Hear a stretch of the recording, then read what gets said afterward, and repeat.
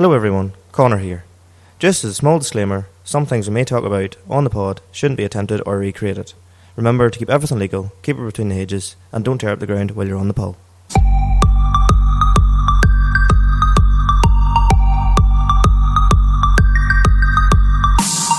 Well folks, how's it going? You're listening to Agri Automotive Pod by Limited Set Differences. You're a perfect blend of cars, tractors and everything in between. Apologies for how rash I sound at the minute. Conor's sick. I'm actually not well. To be fair, you can hear it in your voice. And obviously I'm Conor and you are. I'm Michael. That's and correct. You're listening to episode 59. 59, there you go. Limited Set Difference podcast. Agri-automotive. Where'd that come? Don't make me laugh, it's not nice. Agri-automotive podcast can't even say our own tagline. This is why I don't do the intros. That's a tongue twister and a half. You're not Try to say joking. Agri Automotive one of the times. Agri Automotive. Me personally, appear in the mirror. Have you watched too much Harry Potter? Is that not the ring? No. If you say, or Bloody Mary or something, say Bloody Mary 3 times and she appears in your bathroom. If you say Agri Automotive 3 times, I actually just appear and give you a hug. If you can manage to say it. If you can manage, see, no one will be able to say it. So, but if you do want a hug, I'm there. I just say it 3 times. It's not like you're not busy enough with life, you know, in general. I know it could be well inconvenient, to be fair. But you know, you may have to stand looking in the mirror for an hour till he gets to you. No, that's true. Yeah. Well, we kick into the What's News. So we're in episode 59. We are indeed. We're recording our own bit, part, yeah. The night after we have our guest. So hopefully that went well yesterday.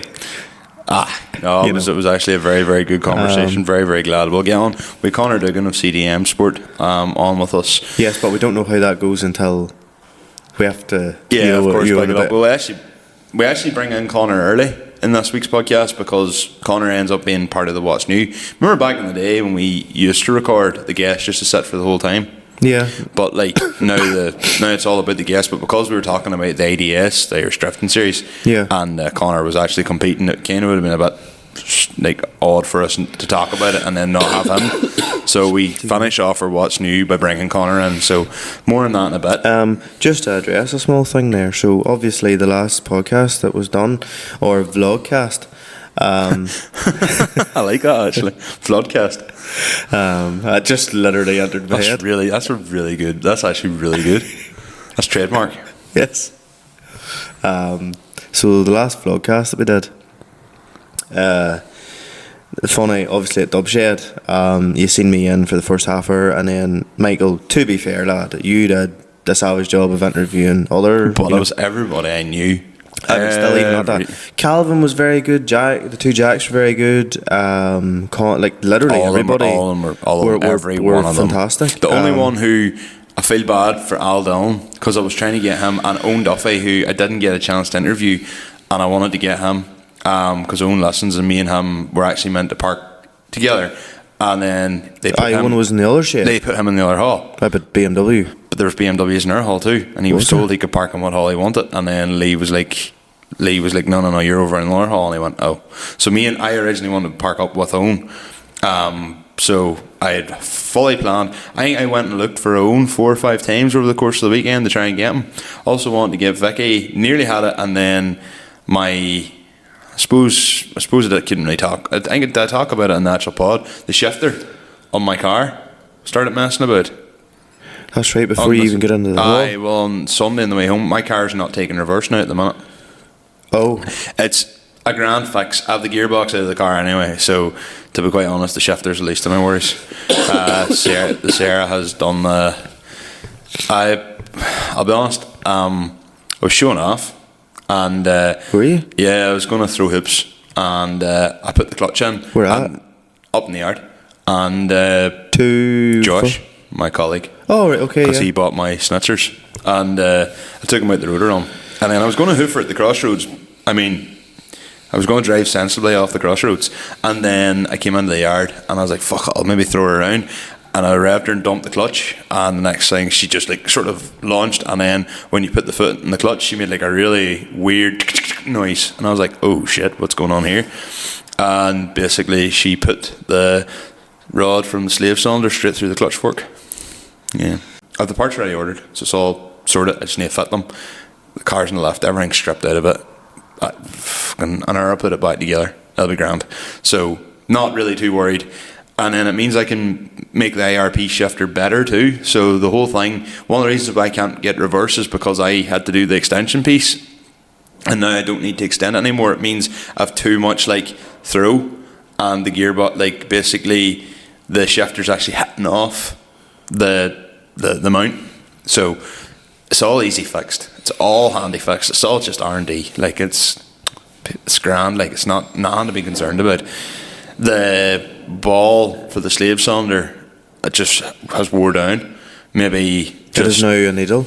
Yeah, pretty much. So I've got a new ball and all sorted for that and all too. So you can actually get different lengths of slave rods. So it's fine. I'll get that figured out. Get a new clutch fork in her, new release bearing in her. She'll still sound rattly as fuck, but it's grand. So hopefully by the next podcast, this year I'll be back out on the road again. So maybe try and get her down to the Porter run. All been well, but we'll talk about the Port in a bit. I know. Well, the whole thing about Dubshed was I obviously wasn't in the interviews. Originally, I was meant to be interviewing, but just ended up home with flat out. Knocking the cows. These things happen, unfortunately. So between that there and then just it happened to be that the father is away on the Saturday, so he was away on a day trip, and the way it was sort of working out, I was hopefully going to get down for a bit, or a bit longer, or even show the Civic at it, but couldn't get left in time, and I was just chasing my tail. I think I got down for an hour. I think you were there for about an hour and a half, and I never even got to anybody that you interviewed that's seen me at it. Yeah. To say that, like, I was basically acknowledging you, but I was like, I need to get the quickest walk round the place. So because Jack Wilson was like going to go up and like grab you, and then he was like, I was going to chat to him, but he seemed to be like rushing on. He goes, I don't know if he knew it was me or not, and then you said, oh yeah, I seen your man, but I was like, I had to get out of there, so I just kind of like, made a beeline for the door. So pretty much, yeah. So it wasn't being ignorant, it was more just, Jack, he thinks you're a prick. That's what he's actually saying. Well, he's not wrong, but just there's some times in life you have to be a prick. You shouldn't be a prick, and you not be a prick. It's one of them things really. Like I plan on interviewing a rake of other people. Like Mark Collins was supposed to get interviewed, and I would have had him. And I think Mark actually stood about and waited a wee bit for me, but I was lying in below the Sarah fixing it. So and then he came out and he was driving around. He goes, "What happened about the interview?" And I just looked and pointed at the car, and I goes, "I think this might be more something to do." And he was like, "Yeah, okay, fair enough." So I'd like to still get them again. Them, as you call it, the vlogcaster. Do you know what? Seem to be fairly positive reports. Look, there's no point in denying it. See, whenever we're doing this, and there's the camera obviously there, this more or less just feels like a conversation. Oh yeah, this is easy. And this has became just like normal. Not that it is normal, but like you know what I mean. Like you're used to it. Whereas there, Tyree was there and gave his hand, and to be fair, while you were busy, suppose she was nearly like company, just a bit of a. She was the one setting up the camera and telling me where to go and all this here, yes. And she was following the camera around and stuff like that, like and setting up the best angle. She did a real good job, and she got the angle really well dialed in Calvin's car, yeah, and Jack's as well. And then, like, for instance, when I was interviewing Rob, like, the 306 comes in the middle of it all, and, like, it was really, really, like, that was quite cool. So Terry did quite a good job and all, like, with the camera work, and then Becca, obviously, done the camera work then for me on the Saturday/Sunday.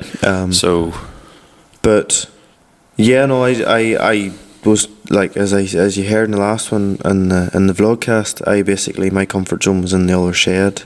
But if you look at you in camera, you actually look well tuned in. Like, See, you actually sent me a message, and you're like, "Look, I'm editing this here at the moment.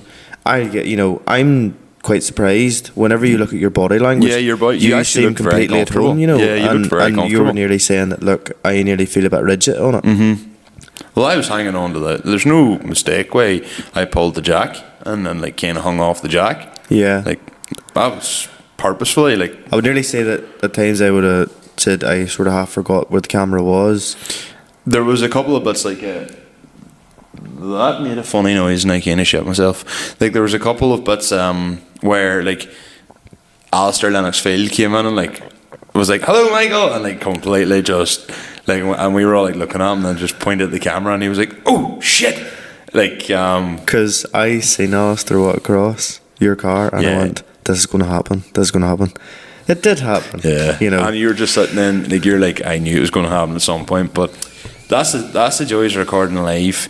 I think we'll definitely do King of the Comb.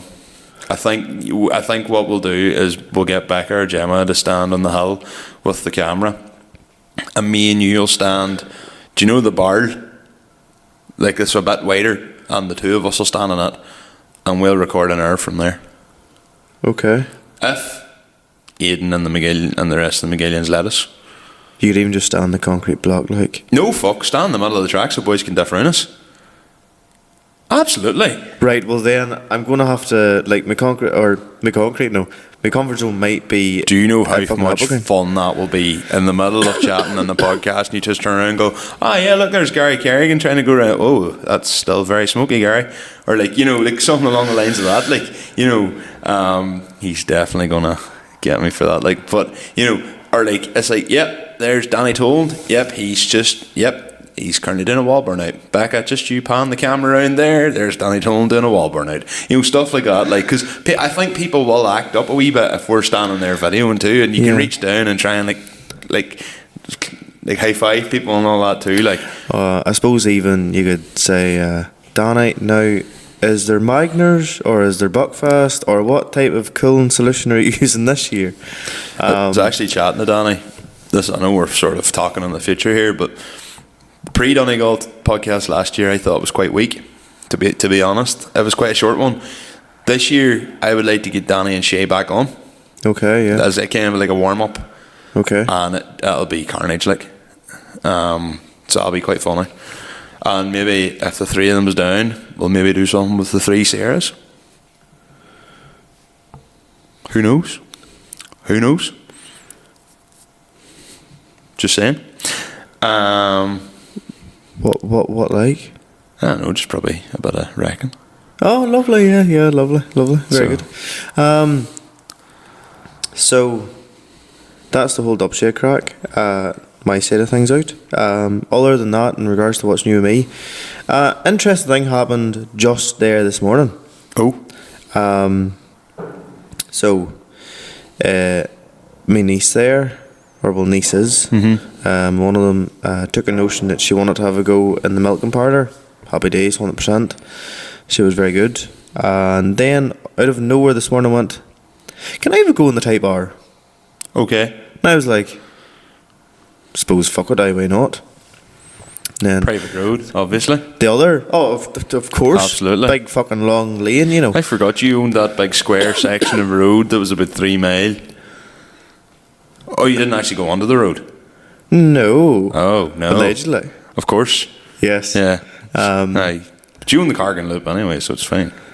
Well, yes, but at the end of the day, like, you just stick private down on the road signs. Yeah. You actually teleported to Mexico. Exactly. That's what it was, yeah. That's right. You go out So, into your lane and you just you hit that like kind of weird sort of like wavy force field kind of thing, and all of a sudden you're in Mexico. I forgot about that. That's right. It's quite handy, that. Oh, That's fucking, that's a deadly there job. used to be a show, in like RTE, the Wayne thing. I think it was going around the twist or something, and there was a portal from like Ireland somewhere to Australia, Oh, that'd be handy. and like they went into this fucking, I think it was like a lighthouse or something, and basically they were in Australia, and then they played Australian friends, and obviously the Australian friends came then into theirs, and there's something along them lines. Is Right. it Going Round the Twist or something like that? No idea. That stuck in my head, but no, I can mind seeing that the whole time. But anyway, enough of that. So, two eldest nieces, Brona and Sinead. Again, sort of out of nowhere, just went, well, Brona was like, if you're going to let Sinead drive it, I want to drive it too. And I'm like, For the love of God, right? okay, that'll do, whatever. It would appear that Type R, even though Sinead drives a petrol, is harder to get onto. They are. Fully agree. You have to blip a Type R, I found. Yes, there may have been numerous. Bop, bop, bop, bop, bop, bop, bop, bop. No, like. Oh, really? Oh, they conked it numerous I find times. driving your car, whether it's to do with maybe the different intake or whatever's on it, maybe she's a wee bit throatier. You have to properly bum, bum, bum, bum, bum, bum, bum, bum, bum, your car. The way you drive, I drive your car like I drive mine, like constantly, like blipping the throttle, like. Yeah. Because if you paddle clutch in mine, you'll stall.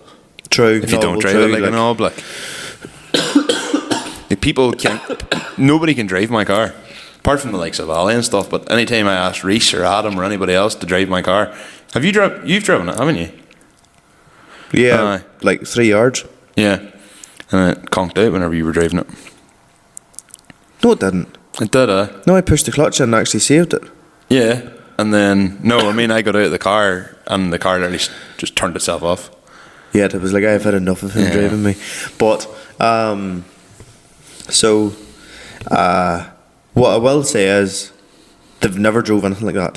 So Sinead's fastest car was a 1.6 Leon that she ever drove, and her Fox is like 70 horsepower. Yeah. Type R's are not that fast, but 220 is a different story. It's the responsiveness of it as well. I keep doing this here, but the responsiveness of it. And like there was obviously they're just using and drive a normal car. Take lowered and all that crack out of the equation. It's more like with Type R's you sort of have to rev match them, I would say, so you don't pull the clutch completely out of them. Correct. Excuse me. You have to drive them up the gears a wee bit, like, or up the revs. And whenever you're changing down a gear, you need to nearly rev match so you're not pulling the clutch straight out of it. I have to do the same in my car. Yeah, it's like bum bum bum. Yeah. Yep. Well, there was one point, I can't remember which one of them, and like they were in third gear, and then they were like coming down road end, and I was like, not in the second, or I think it was in the second. I was like, like in the second, slow down, and in the second I was like, ooh, and I was like, all right. But no, they were very good on her. Just Mexico and bumpy roads is a bit of a disaster. That much sand about. Yeah, it's not great either. Like, but no, good fun. And then they were like, I think Sinead said like, I feel like I'm flying doing 30. I'm like, you are down a private lane, and then like, I think Brona was clearly quite eager to have a go on it because she drove it a lot harder than what Sinead drove it, And then she was like, what is all these fucking pops and bangs and all that crap? Like, and I was like, because she was driving it above 4K, and it was obviously making the noises. But yeah. Brona now and then it's funny when somebody's never put something to the limiter. It is kind of funny, like watching them do it. I was like, right, put the car in neutral, right, take foot off clutch, right, and she's just freewheeling. I was like, well, sink the the shoe in the throttle, and they're like, what? I'm like, go for it. And then Sinead gave this big rev. She was like, oh my god, that's fucking loud. And I was like, no, like, hold on. And then obviously it went to the limiter, and she was like, holy fuck. And I was like, I suppose you've never actually experienced that. They'll never have done that. Can you see them going to buy a Type R anytime soon? No. Not their thing. I will say there's appreciation there, and it was more so, oh my god, I'm going to tell blah blah blah blah blah that I was driving a Type R, and I was like, this could not be that big of a deal. And they're like, surprise you. And they were like, no, like, if we drove a Type R when we were 19 or 21, you'd be telling people about it. That's a very valid point. You would actually. You would have been like, I'd have never shut the fuck up about it. It was like, I was in such and such a Type R there. Yeah. Like, or getting her on someone's Sierra like 10 years ago for me was like, oh, like whenever I took Pat's Sierra before I owned it, and I was driving his. Do you not go to a giveaway and get a run this year? Who took Jordan Greer? Yes. Jordan Greer. Silver over grey? White over graphite.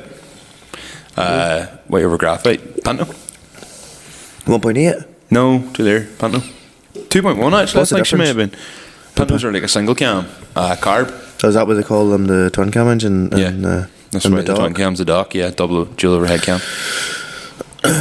So a Pinto's single cam, the other's the dock? Yep. Pintos are a single cam.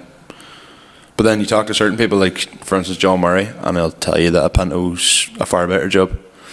Pintos can be tuned quite well, you know. There's so much like work has went into them over the years. Like, Are they more like a rally style engine? Aye, they would be throaty enough. Boys would put like 40 carbs on them. John Murray, he runs the EFI Pinto, but you can advance them a bit, and like there's a lot of work has been done to Pintos over the year. You can put like a Kent cam or something like that there, or a fast road cam or whatever they call them, and you can make them properly, like real choppy and all, you know. Like you can, there's a lot of boys would spend a lot. You could probably get 180 horsepower of a Pinto if you tuned it right, but you would spend a lot of money to do that. But you'd have a real good, I won't say good hitting thing, but they don't really have a limiter, so to speak, unless Paul Higgins, he put an Omex in his, which that's a Pinto. It's in his wee Mark 1 Escort. Yes. All 145 horsepower. Fucking sits with me round Mondello. But then he's 13-inch wheels and he's a bit grippier. He doesn't smoke. He says that's one of the things he doesn't actually like about his car, is he doesn't smoke enough. And I was like, yeah, well, when you're smoking, you're burning tyre, so you'll get more laps than I would, like. Yeah, true. But I invest a lot of time into marrying the wrong things. I was still waiting master cylinder, having master cylinders, but everything in the Matbro's Imperial, and I couldn't get 13 sockets were rounding, getting the master cylinders off, and what do you call them, the 12 mils wouldn't go on. Even trying to hammer a 12 mil on, it just wouldn't go on. So I ended up buying like an Imperial kit. So while I was waiting for that to happen, and then I put new sleeves on, so I have all 4 sleeves are now replaced on it. But while I was waiting on that, I also have the spools to fix, but it's actually the lines. It's not the spool block itself, it's the lines. So I'm waiting to get them as well. So there's a fella in England sorting that out for me. So after all that, she should be perfect. She'll be able to, do the auxiliary. She'll have the high and low speed as well, so she'll be able to get up to about 24 mile an hour, which might be kind of dangerous in that.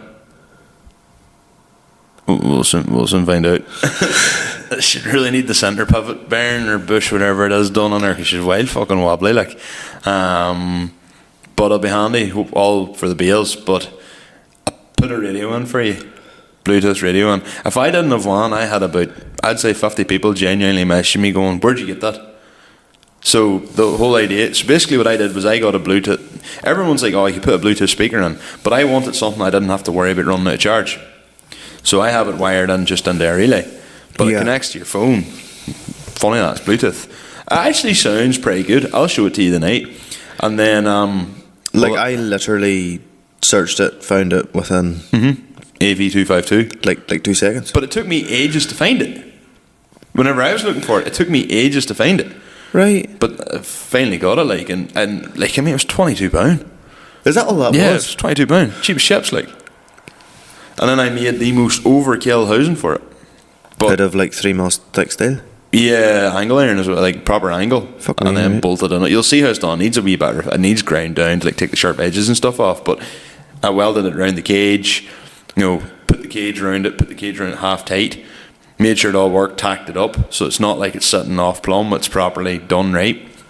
And then what I'm just going to do is drill another hole and tap into like the body or tap into the cab. Just basically literally drill a 8mm hole and put an M10 tap through it, or whatever, 8.2 or whatever it is, put a 10mm tap through it, and then have another bolt, and that holds it on perfectly. So there's that. And then I done the same as well with the, what do you call it, the CB radio. I drilled 2 holes and tapped them out, and then have it set up now as well. So yeah, the 2 ways now in Mary for no other reason, just and why not? I take it. Literally, it was for. I take it was more the 2-way was taking up too much storage space. Yes. So it needed to be in Mary to be out of your road. I need to actually redo the 2-way to put it on a plug so I can give it to you. if you ever need that's it. right, yeah. Be well handy Monday week. Exactly. That is very true. That would be very handy Yeah. Monday week. Or you could just get one yourself. I'm just saying, get the exact same channels as me. Then you have it. Well, it's not like Already Mary's. tried planting that seed with your brother, don't worry. What did he say? He didn't say no. He didn't say yes either. He just said, well, He's shrugged. more like, would you buy a radio for it? Have you not got a radio in the 6.7? It kind of don't work really that well. I'm surprised. So I've looked, and like a really good, well, the single din radio that is in the smaller Massey is £130. Don't really want to spend £130 on it. Oh, it's worth it, but you'd spend it in your car. You spent far more in your car. I know that there, but that's okay. Like I give Jersey. I literally, for that tractor on, which is the photo that you've took it from, right? So I cleaned that tractor to within an inch of its life. What did my brother do? I get in it with the muddy He boots. power hard to fill in dry weather. Yeah. With all the windows open and the doors open and everything. I looked inside it the following day and went, that is brown. Yeah. Anyway. That probably wouldn't help the radio, No. you know.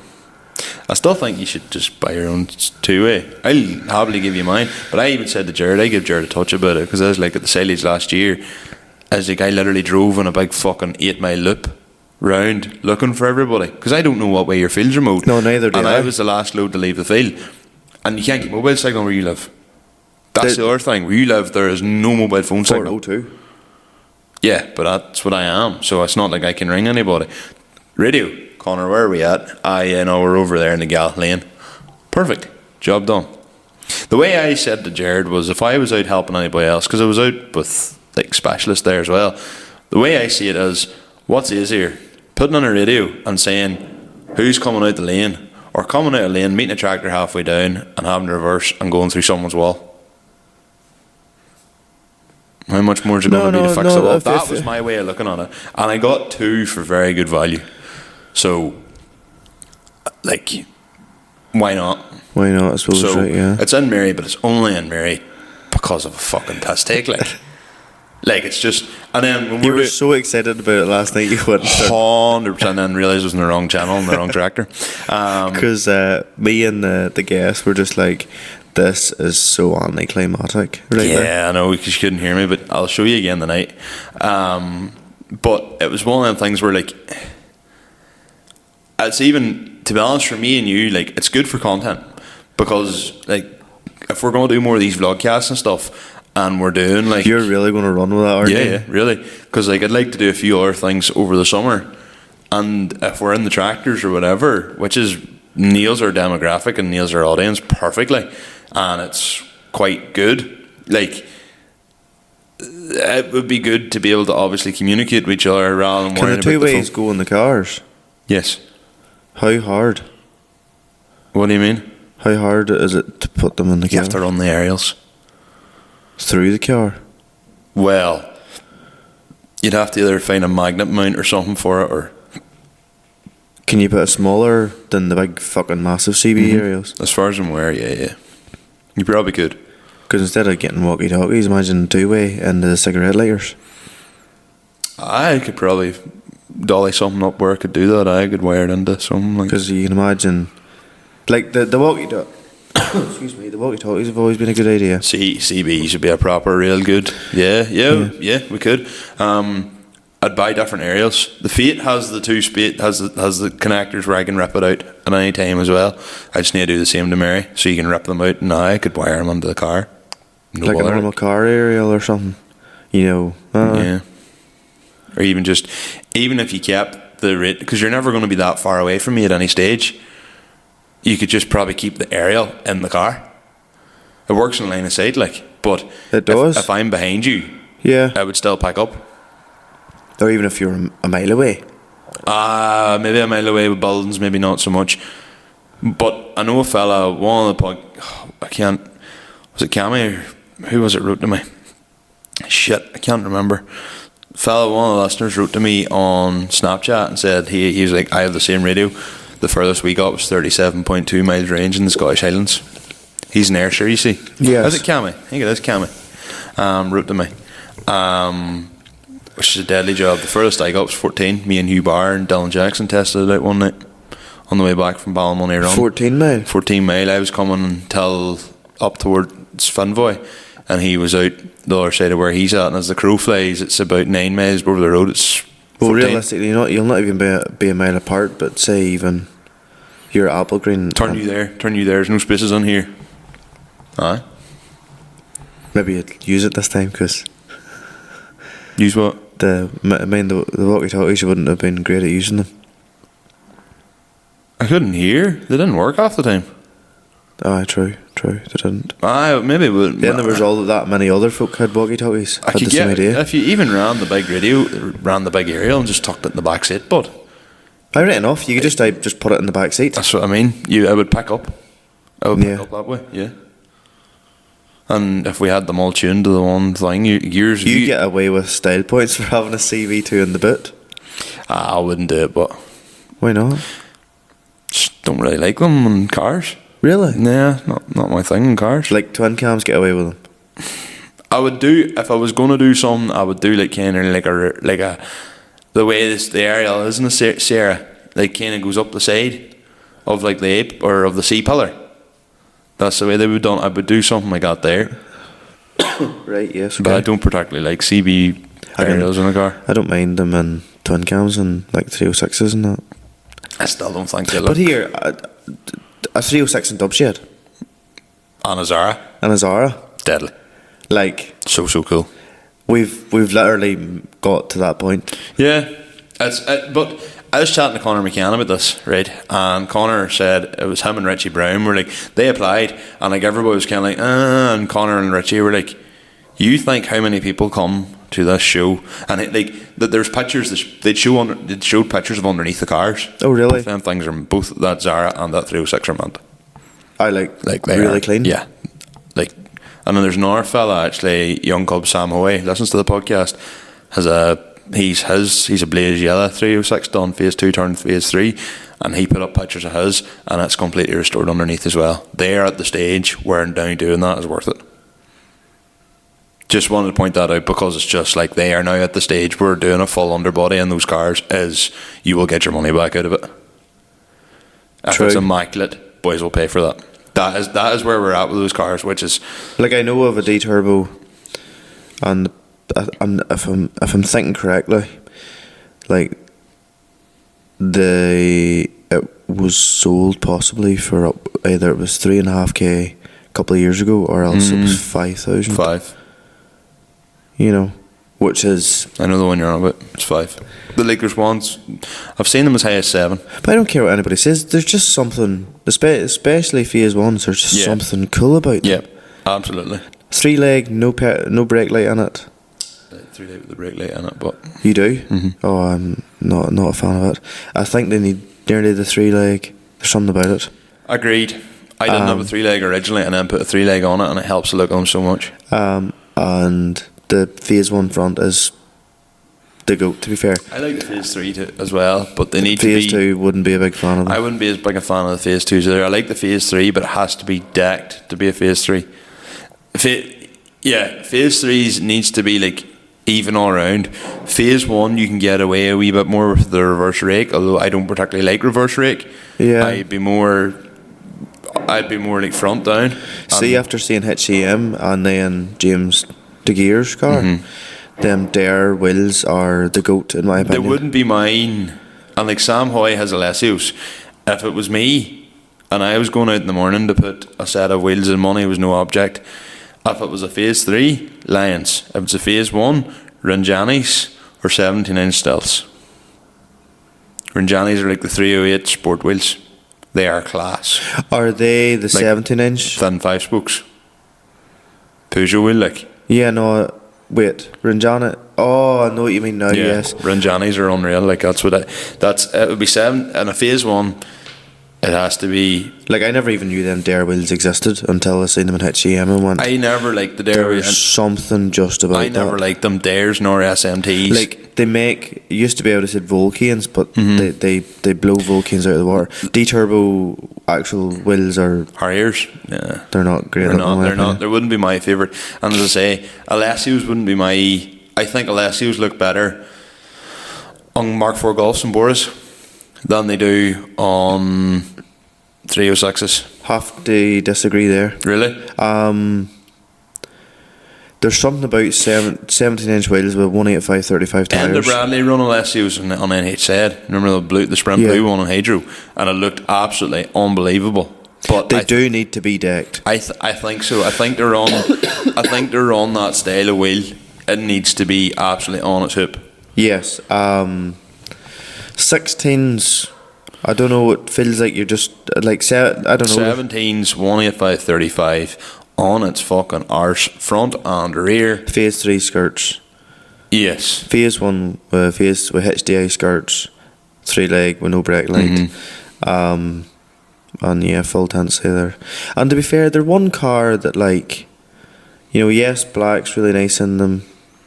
Grey and Owens was really nice. Darn Finnerties with the red. Red for His the class. but even White's class in them. KFG's nice in them. Silver's nice in them. There's gold is even. Well, I don't think you got a gold phase 1. No, You got seems gold to be phase 2. Phase 2. Gold phase 2. Like, there's not a. Because silver, even in them cars, doesn't look bad. White, I would have said white was a bit of an awkward enough colour looking on them. No, white burying a set of Cyclones. Like NDP was. White, LP. white for something like white would be probably one of the colours I wouldn't say suited a D turbo No, that much. white's suited to be buried in Cyclones, like OEC. Do you remember OEC? Aaron Cassidy's old car in Bloomfield has it now. White buried in Cyclones looks unreal. To be fair, they're also a car, I suppose you could say, is there must be a brave lot of them about still. I would still love to have a 405. That is what I want. A 405 is what I want. Really? Yes. 405 is big even- bumper 405. Navy big bumper 405 is what I want. Even that Zara was the class. Oh yeah, no, I love Zara's as well. And that's the laser green. I like laser green, but I love a black Zara. Really? Black West Coast Zara with a set of A's. There's like none of them about. Yeah, no.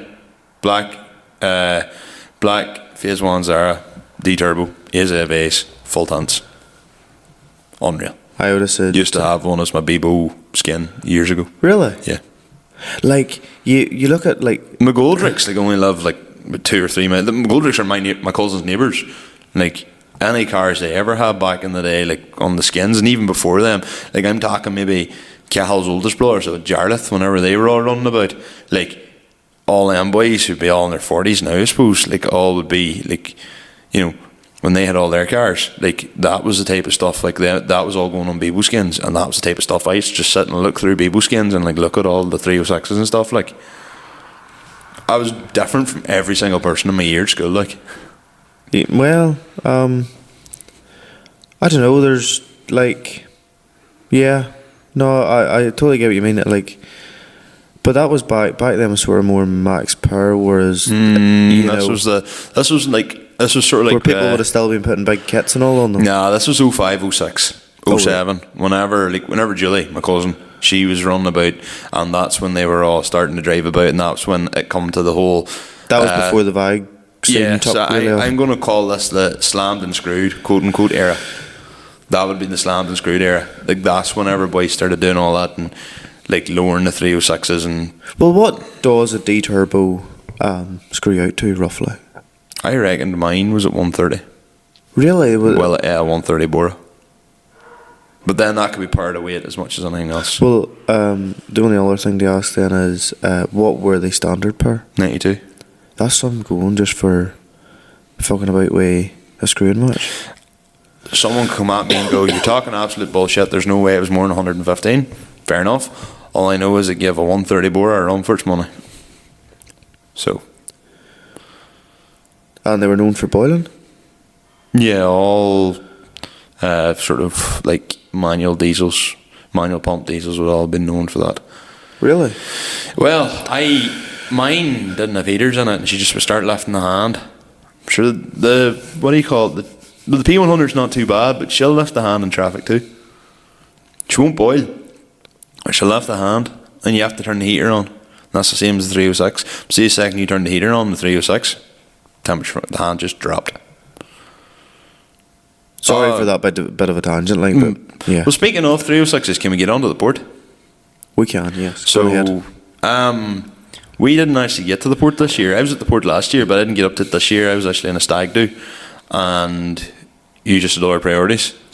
Well, yes. So the fella was away on a few days' holidays, so the farm was more important than the port, to be honest with you. Well, so I suppose what we actually did, we ended up posting it into the Limit Slip Differences community group, which is a good plug for the community group, really, and asked the question, like, look, we weren't there, what happened? General vibes with the cops. Everyone's always going to give the cops shit. Apparently this year they weren't so bad, but there's a lot of picking and choosing. Some people were getting done for front plates, and the person behind them with limo tents wasn't getting anything said to them. I've seen a lot of people lost their tents, so right enough. Joshua McFarlane got taken to the MOT centre. He got done for medium all round points, which I would dispute, because it has to be, unless he was like like reading like 28 or something, because when I had mediums all round and I got done, allegedly, I came up reading 31.2, and your man told me if the number goes below 30, then it was points. And he looked at me, just goes, "It's your lucky day," and I went, So, I mean, I do still run front tents, but they're not. If I'd say they probably come up saying like 50 or something like that. Like mine aren't late fronts, like they're grand.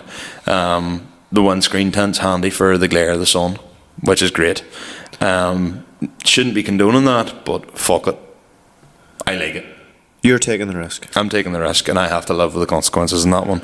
And then he said they put an emissions tester up him, which in a diesel I thought was strange, to try and claim that he'd faked having his DPF out.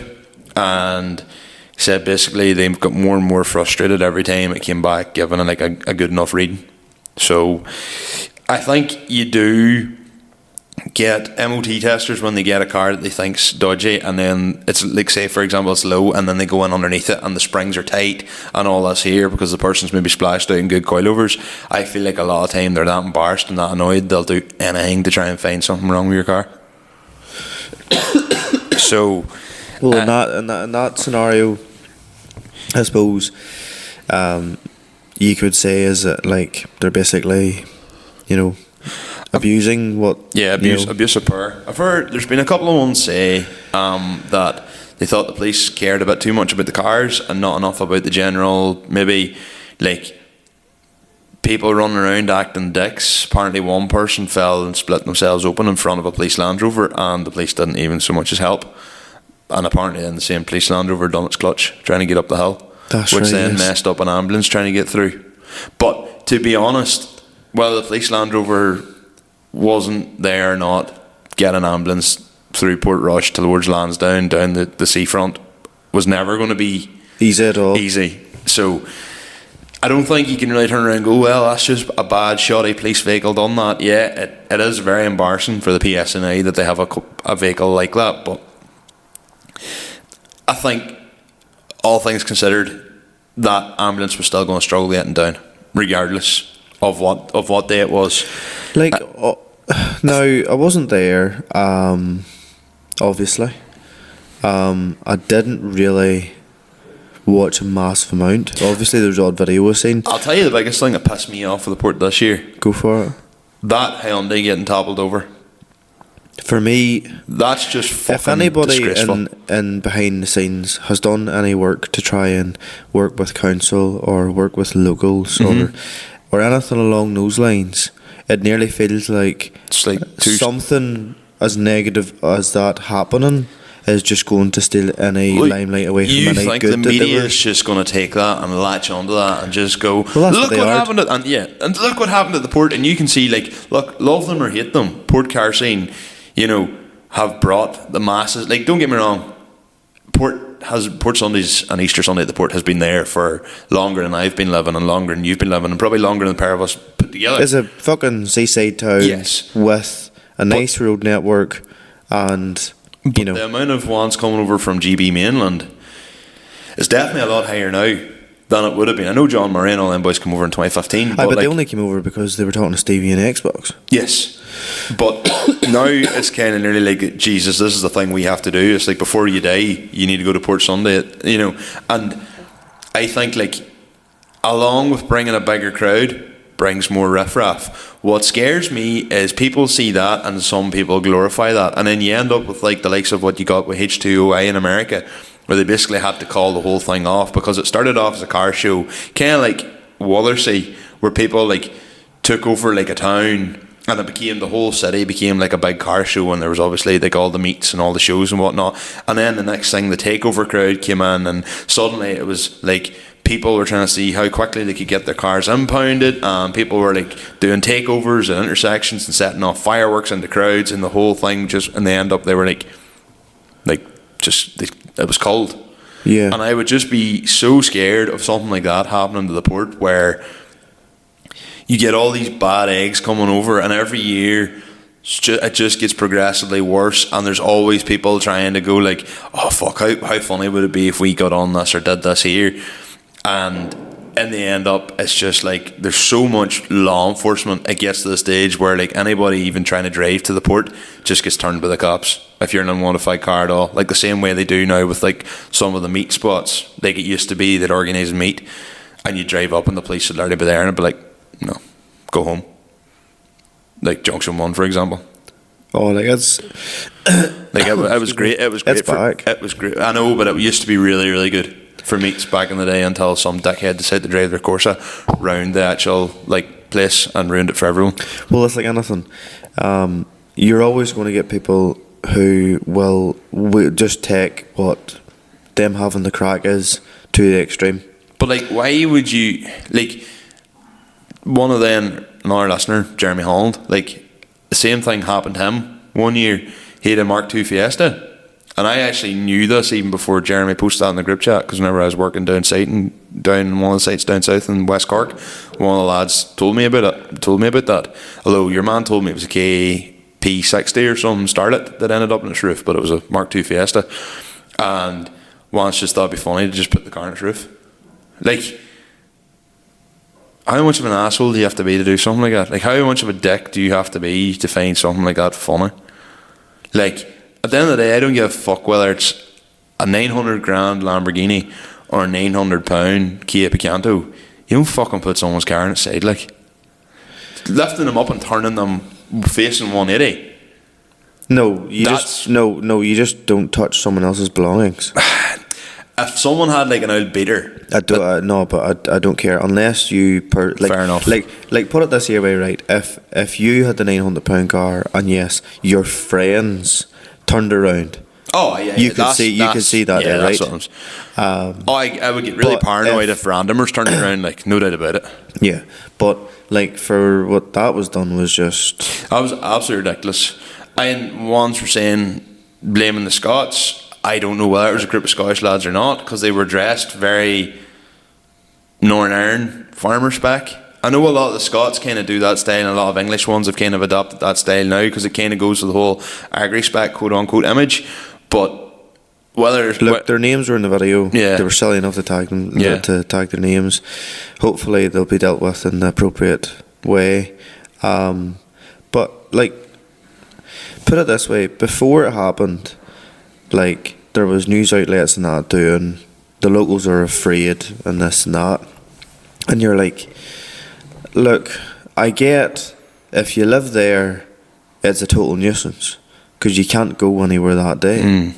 But then is it kind of like buying a house beside the airport and complaining about the planes?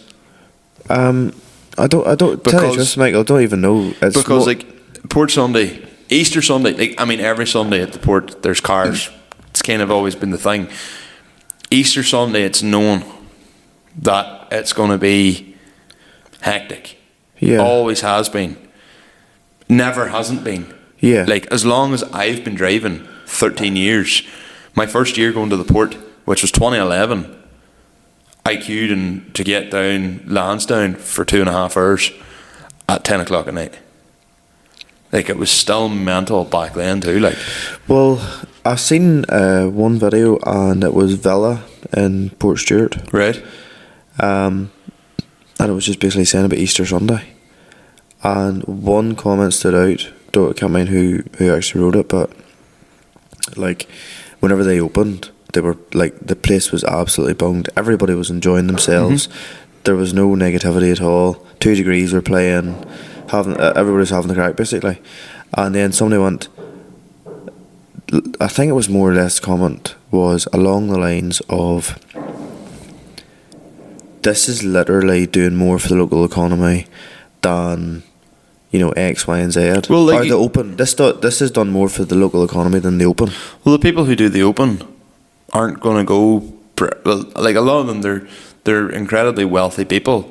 They're probably going to come in. They're not going to go to Chipmongers. No, they're not going to go to Superfry. Like, you know, they might go to the places that might do well out of it. Will be there more. Like, well, I don't even know, because that's still obviously a certain budget as well. Yeah, it's still attainable for the rest of common folk like ourselves. But like, yeah, like Smash and Bird, like, you know, all them places, all them restaurants, like, they'll all do mad trade. Like, and what's the difference between it and the air show?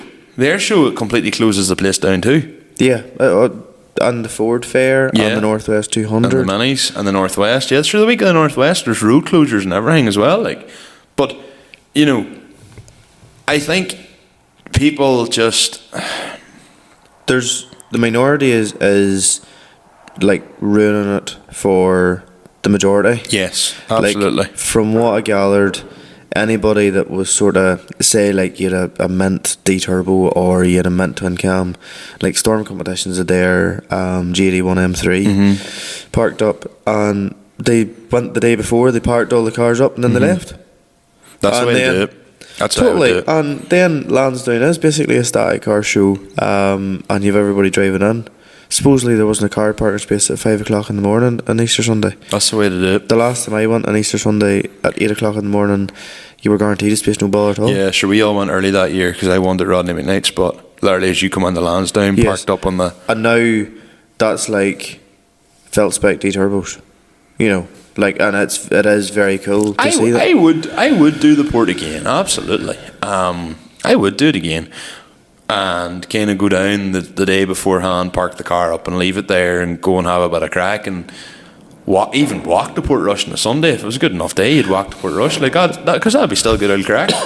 Well, the thing about it is, right, and this sounds terrible, but I probably won't ever bother doing it. I don't think it was. I think I will. I'll tell you why, and it's more so like, if you go there any normal sort of Sunday in the summer, you know, like, realistically, is most of the cars completely fully what the book says road legal there? No. Whether it's £100,000 Porsche or a £500 D-Turbo or whatever it is, like, you know, whenever there is, say, that's happening, and you have a traffic warden working on a Sunday, just for the sheer fact that, oh, we know this place is going to be bunged, so we're just going to issue tickets because we can. Yeah. You know, I don't see no traffic warden on the Sunday after. The police would come down sometimes and close off the roundabout, and that's the height of it. Well, like, that's whenever the place is bunged. Yeah. But at the same time, that's a different port. That's not even Lansdowne. But the only other thing I would say is, like, I have been to the port multiple times, and, like, yeah, my number plates, the writing on them's a bit small, but to be handing out fines about that and stuff, like, whenever, obviously, if there's a load of antisocial behaviour and all, it doesn't give it a good name, but whenever, like, say you have the amount of money being spent in the local economy for one day of the year, I think the way it's going to be from now Why on not is turn a blind eye to a certain amount? Well, I think the way it is going to be from now on is it's not going to be like, for me, if I was going to Port on Easter Sunday now, I wouldn't be doing it like how I used to. How I used to, you drive up and drive home again that evening. Now, I think if you're going to Port on Easter Sunday, if you want to be part of the action and be part of Lansdowne and all that caper, you need to be there on the Friday. It's a weekend. Oh, it's a weekend. It's a weekend, yeah. and that's the way you have to look at it now. It's now a weekend, so It's as you say, it's basically a case of, and most people are, I think, doing that. yeah, and that's what I would do. Like if I was Just park the car, Yep, fucking leave her I would lying. leave- I would- There's no I point would- even driving about anymore. Yeah, no, I would leave it at Lansdowne, and I would leave it at Lansdowne and just walk the following day, and maybe say 5 or 6 p.m. on Easter Sunday, jump in the car and take it over to Port Stewart. If there was even Probably room. still not fucking wise. Probably not, to be fair. And then take the only thing is the cops are now staying about to Easter Monday. Like, they're getting wise to that now too. Like, Yeah. it's stuff like that kind of irritates me. But we should probably keep the move on because where we are. I don't know, but it's 11 o'clock at night. We're an hour in, and we've 2 hours with Conor, and we still have to do our bit. What's our bet? Well, the bit at the end, you know. Alright, Yeah. US Centre's gone now. So, Right. so I think that's. To be fair, we could have done an entire podcast We episode on the port. We have gurned and whinged But- and discussed and praised and everything. But we've a heap more to get through. So we're actually bringing in, as we said earlier, we're bringing in Conor early. Our guest this week is Conor Duggan of CDMSport. Thankfully, I knew about it all along. Yes, you like were. you normally do, Yeah, Michael. I kept you up to date. Then it wasn't as if we had had one guest planned and for a while, and then I kind of knew he was on the fence, depending what way work was. And then he said to me on Tuesday, he goes, "Look, this isn't going to happen." And then I said, "Can you do Wednesday?" He was like, "No, can't do it." So then I reached out to another person, and I was like, "I'd like to get you and Conor on," and he said, "No, I'll come on and do it again because I have a few other interesting things coming up I want to talk about." I went, "Okay." This is a previous guest, by the way, who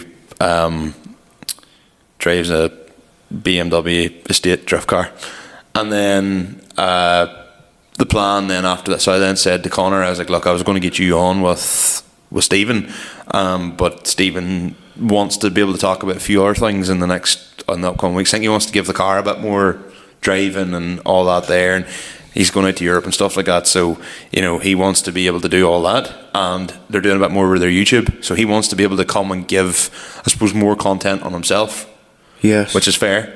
True. Conor, to be fair, was always going to be a phenomenal guest. He started off as parts Well, we store. don't really know yet. We still have to talk to him. Yeah. Well, hypothetically speaking, Conor was always going to be a good guest. So, No, we hope that Conor is a good guest. Fair enough, yes. So without further ado, we're going to move on to the third section of what's new, which is the Irish Drift Championship. Sorry, Irish Drift Series now. IDC is always going to be IDS. burned into my head. But so we're going to see Conor sitting here. I'm going to be sitting there. Conor Duggan's going to be sitting there. Just the usual crack then, Michael. No. Conor, we're actually going to bring you from the future here, because normally we introduce the guests to do their own segment, but because we're going to talk about the ADS this week as well, again, I thought there's no point in me and Conor sitting talking about it and then you being our guest. Which Conor? Shut up, Conor. That one, not you. And like I thought it'd be as well just bringing, like, you were literally competing in it like last week, so Yeah. I suppose I had taken a list of a few things, but from your perspective, like, you're going down for Mondello first weekend of the year, you're competing Pro 2. Yeah. And how would you say Pro 2 stacks up this year compared to other years? I think everybody will agree that last year was the most competitive that Pro 2 has ever been. Last year's Pro 2 was insane. It was silly. Like, to go down there and qualify last year was a good result. Like, a lot of them guys have now moved up to Pro this year. So there's a lot of new people in the grid that, because the championship was so dense last year, that there simply wasn't a spot for them last year. Yeah. So now it's like the suppose a new era of drivers now starting their careers before they sort of move up the ranks. But yeah, definitely last year was the single most competitive year there's ever been. It was like, I was kind of crap going to an event not knowing if am I going down here to qualify or not, and I would class myself pretty competitive, but I've still gone down that position, like. And there's like Ben Rogers, he finished second overall in the championship. Yes. And at the last round he qualified 32nd. Like, that's how. And Ben's a good pilot. Like, Ben is Ben's a very, very good driver. He's in, like, example, pro class Armandale, he qualified like 7th or something like that in the top 10 anyway. So that just shows how competitive the Pro 2 was last year. And the cutoff for qualifying last year in Pro 2 was actually higher than the Pro at every round. Fuck. Yeah, if you weren't like in the mid 80s, you probably weren't qualifying. Seriously? Yeah. But then, so obviously it's still, I would say it's still fairly competitive this year, it seems. Yeah, don't get me wrong, I'm not saying that nobody can drive this year. There's still an insanely... Well, I know who you were competing with, like, even at the weekend past. I know he's a good driver. Yeah. Like Dylan, and I know Dylan's car. So, yeah. like, you know, the standard of him alone, like, is, exactly. And he still Pro 2, like. Yeah, and that was his weekend done in top 16, whereas he's someone you would have said is, you know, you'd expect them to be in the podium, like, that's... Well, I think, did he not get either 3rd or 4th last year? In his first round, he got 3rd, he might even get 2nd. I think he actually did get 2nd. I think he was just 2nd or something, whatever it was. But yeah, that's, I mean, that they're still an insane caliber of drivers. It's just last year was that stacked. But yeah, this year's still insane. You've even new drivers. My top 32 battle was against a kid who's like 16, I think he is. He might even be 15. But I went into that literally expecting him to win. I'm not joking. Seriously? I was down at a track day in Watergrass Hill a month before that, and I seen him drive, and I was like, this is one of them Conor Shanahan, James Dean stories coming here. So I was like, right. And like, he's someone that could easily be in the podium, and his weekend was done top 32, and there's still a lot of insane drivers capable of winning that didn't even make the qualifying just because of how competitive it is. Yeah. And as far as I'm aware, it was still much the same, that the qualifying score was higher in Pro 2 than Pro for the cutoff. The Pro even was this year? 80, Even this year, yeah. Pro was 81 or 83 or something this year. Something like that, yeah. And I'm pretty sure Pro 2 was more mid-80s. I could be wrong. Someone will probably correct me and say I'm talking pure horseshit here, but like, I think it was. Was there many Pro 2s from last year that actually moved up? Yeah, there was yeah. at least 10. Like, at least 10, and obviously they had to, like, they didn't just move up to Pro because they can slide a car, they can drift well, technically well and stuff. So while they, yes, they're, you'd say the Pro 2 lost its competitive drivers, it hasn't. It's just allowed room for more new competitive drivers. And it's just that those guys who moved up have had a couple or 3 or more years in Pro 2. And whereas now you've got all these guys, it's only their first year, so the watch next year could be even worse than what last year was as such. We'll talk about this more, and we'll dive deeper into Pro 2 more whenever we're sort of getting into really talking mostly about yourself and CDMSport. Yeah. But just from even moving on to, like, so you placed what overall? Sixth, I believe, yeah. That's still good going for a car. It's probably one of the lower part in the grid. Yeah, barring I think 2, it is the lowest per car in the grid. But Is it ever a discouraging factor all the same? yeah, the biggest problem with low power and drifting is you need well, first of all, you need to be able to make or stretch your legs to be on the right line and stuff. Yeah. And it encourages good line driving, which is why I always say that everyone should start drifting at low power, Yes. and you'll be far better off. But whenever you're chasing someone, if they make an adjustment and you have to make an adjustment, like, You're gone. The accordion effect. You are full commitment, where someone with, I think I mentioned you, has say 600 horsepower, they can go slow into a corner and power out of it and still reach the next clip, whereas I and a few other boys like me, you just have to go full send, and if you lift, if you brake, it's just, you're either going to crash or, you know, come offline or make a mistake or whatever. And do you find you're cutting the track a lot? No, funny. I say my car is the lowest. It is in the straight line and stuff. It is 1, and often the lowest horsepower and stuff. But drift speed, we have my car set up very well. That it is. Like, it was actually probably one of the fastest drifting cars at the weekend. Oh, right, okay. Yeah. Well, that's... So that there's, but it's on its limit. Like, it's difficult to drive, sort of thing. Ah, yeah. Like, have you too gripped up nearly? Yeah, well, I didn't get the chance at the weekend because of problems to even set the car up. So I don't know what PSI I was on or anything. Like, Okay. Whereas I'm quite a big suspension nerd, whereas I'd know everything down to the millimetre and T. Yeah.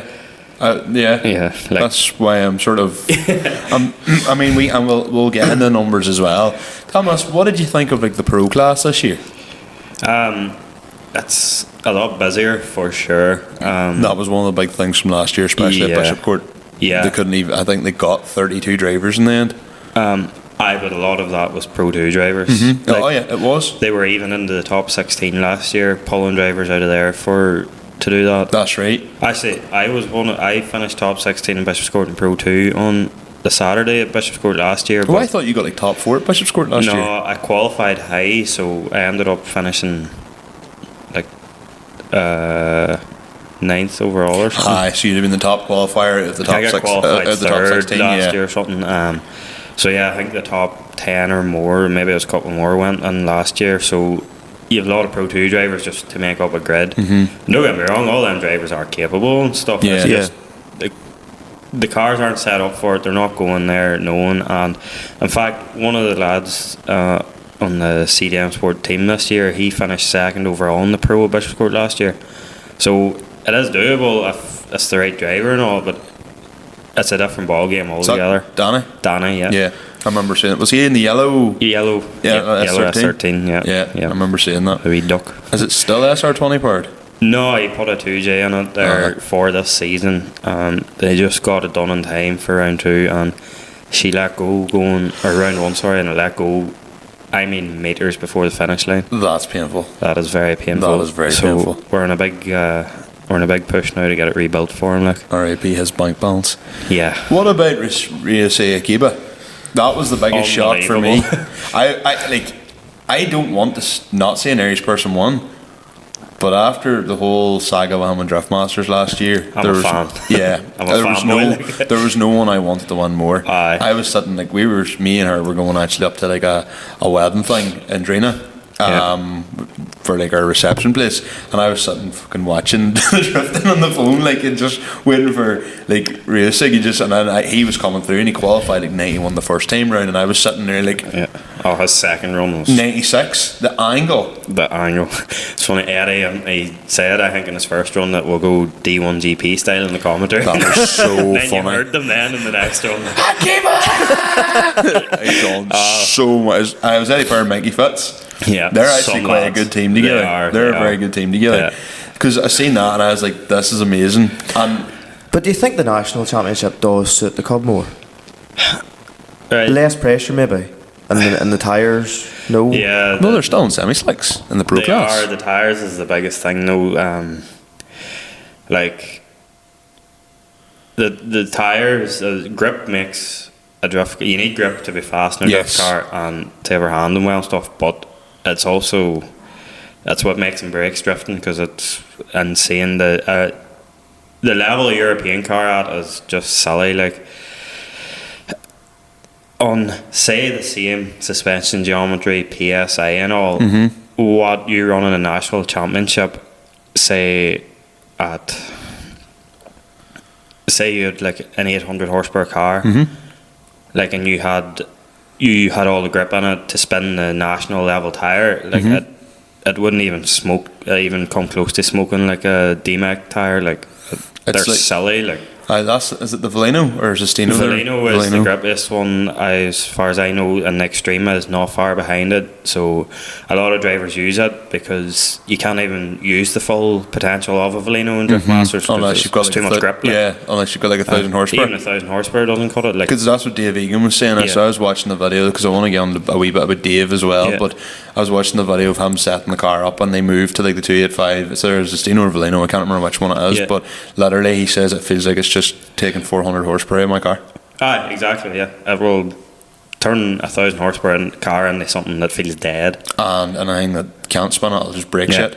Yeah, and also the speed difference that translates. Like, you'll have seen the speed difference in a car going around the circuit in Pro 2 in a road tyre versus on a semi-slick. Like, it's that again, probably times 2 or 3 is the difference between a national level semi-slick and a DMAC semi-slick.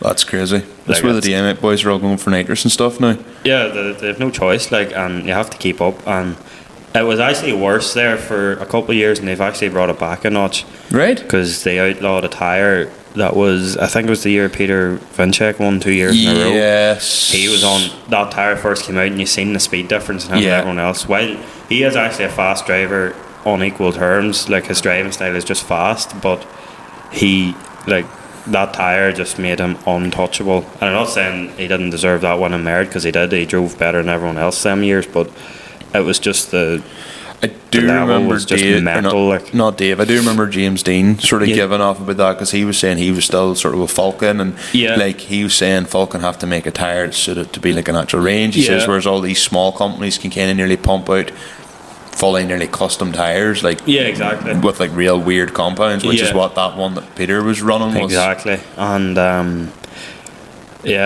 I recall Dwayne, who is known to be one of the fastest drivers also, he went to the first round in Austria that year, and I watched the lap, and the car would barely drift, like I would barely go around the circuit on the grippy tyre. Just didn't work.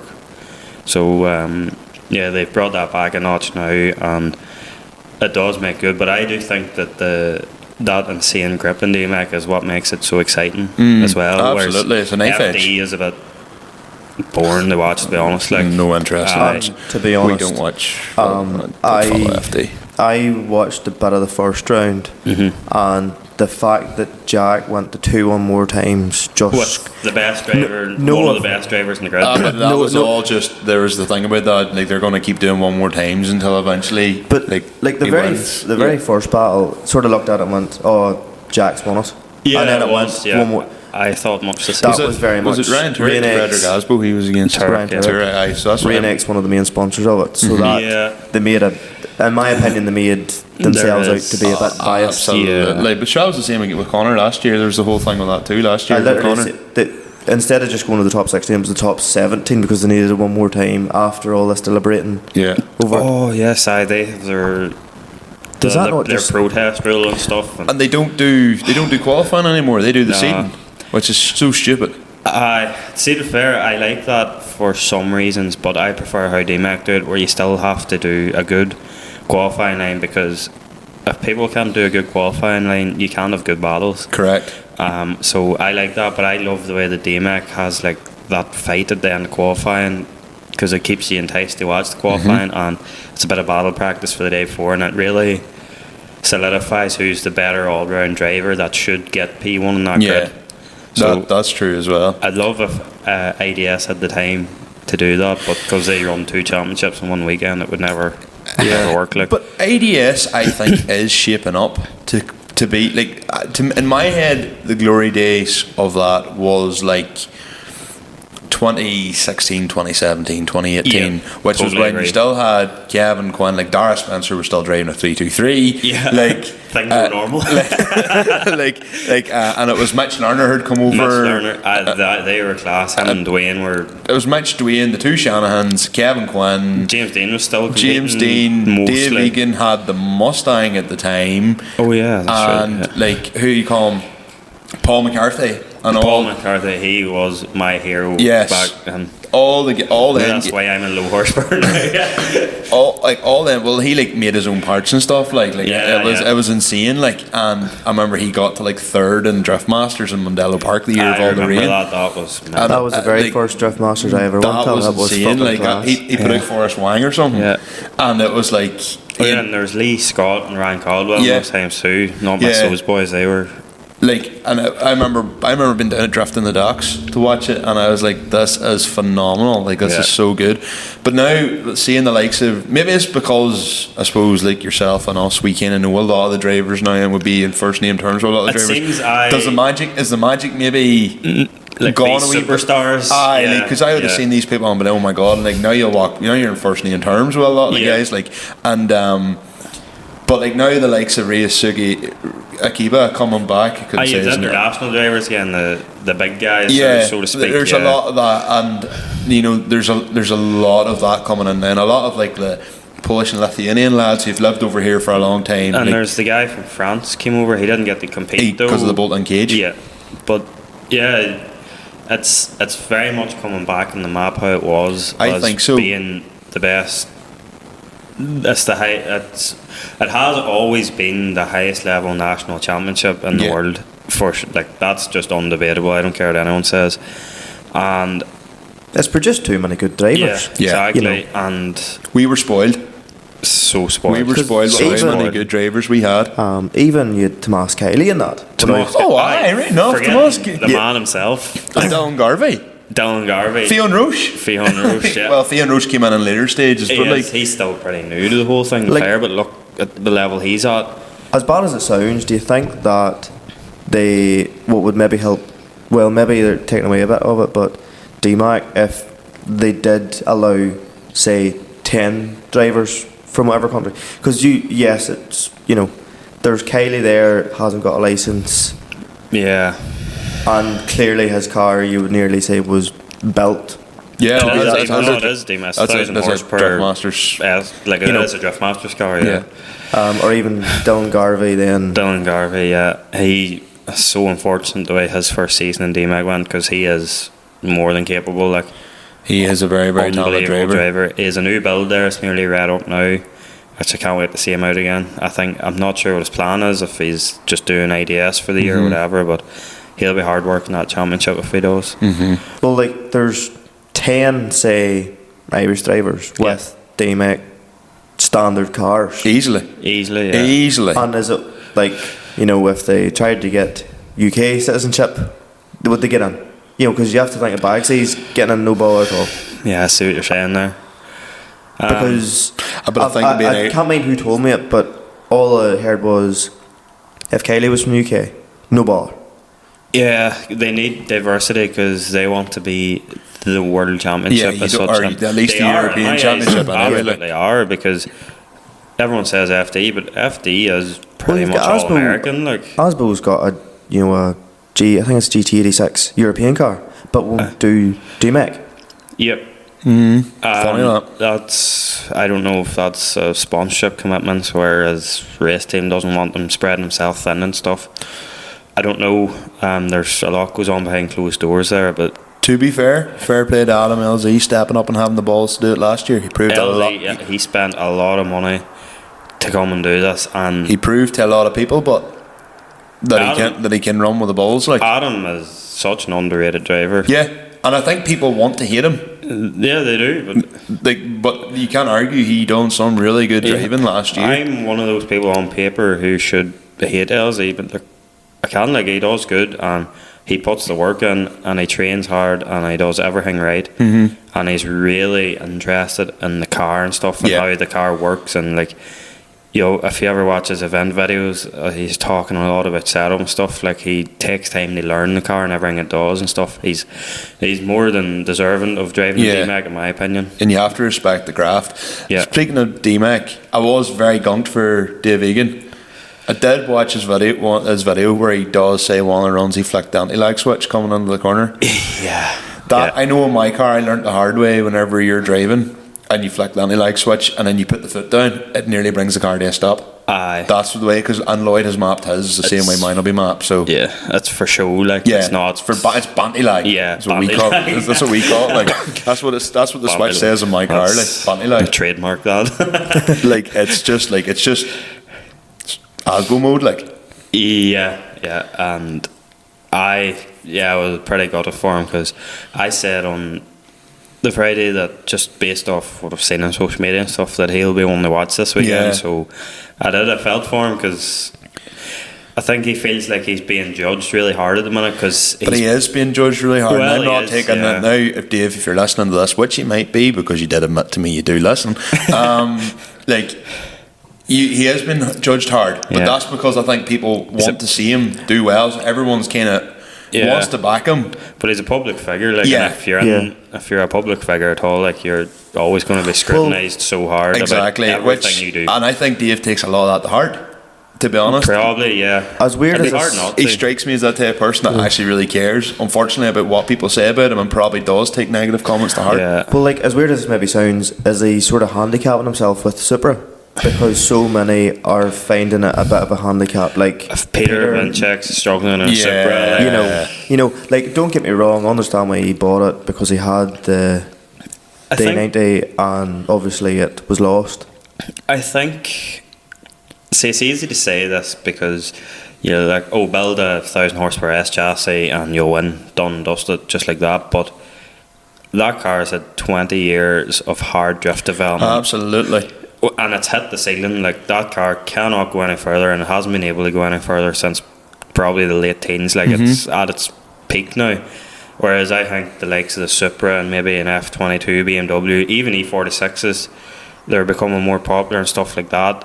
The ceiling's higher. Yeah, Whereas, because people can take the knowledge gained from the S chassis to the new chassis. Yeah, and there's not been enough research and exploration done on it and stuff like that to say that an S chassis is still better, because I just can't believe that a 20-odd-year-old chassis is going to be better than a GT86. Yeah, for example. The GT86s have proved they work because they actually are very similar to an S chassis, so you can translate a lot and they're just fresher. But it's proved that they have a higher ceiling. The S chassis works really well out of the box, but the ceiling's here, whereas the Supra is going to take time, but the ceiling might be here. But then you look at D-Mac and you've got Heineken and you've got McKeever.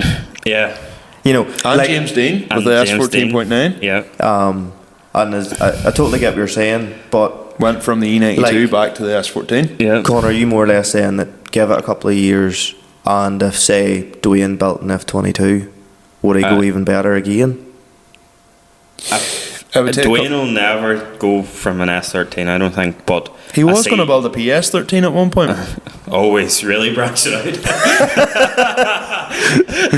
Just one of the different rear lights, you know? No, but I see that for the point we're trying to make, I don't know. I think I'm more referring to someone coming in that isn't accustomed to that chassis. Just as a higher potential, it's like a lot of things, like you could put wide fab in a drift car as a beginner, but it's going to make the car drive horrible. You will not be able to drift.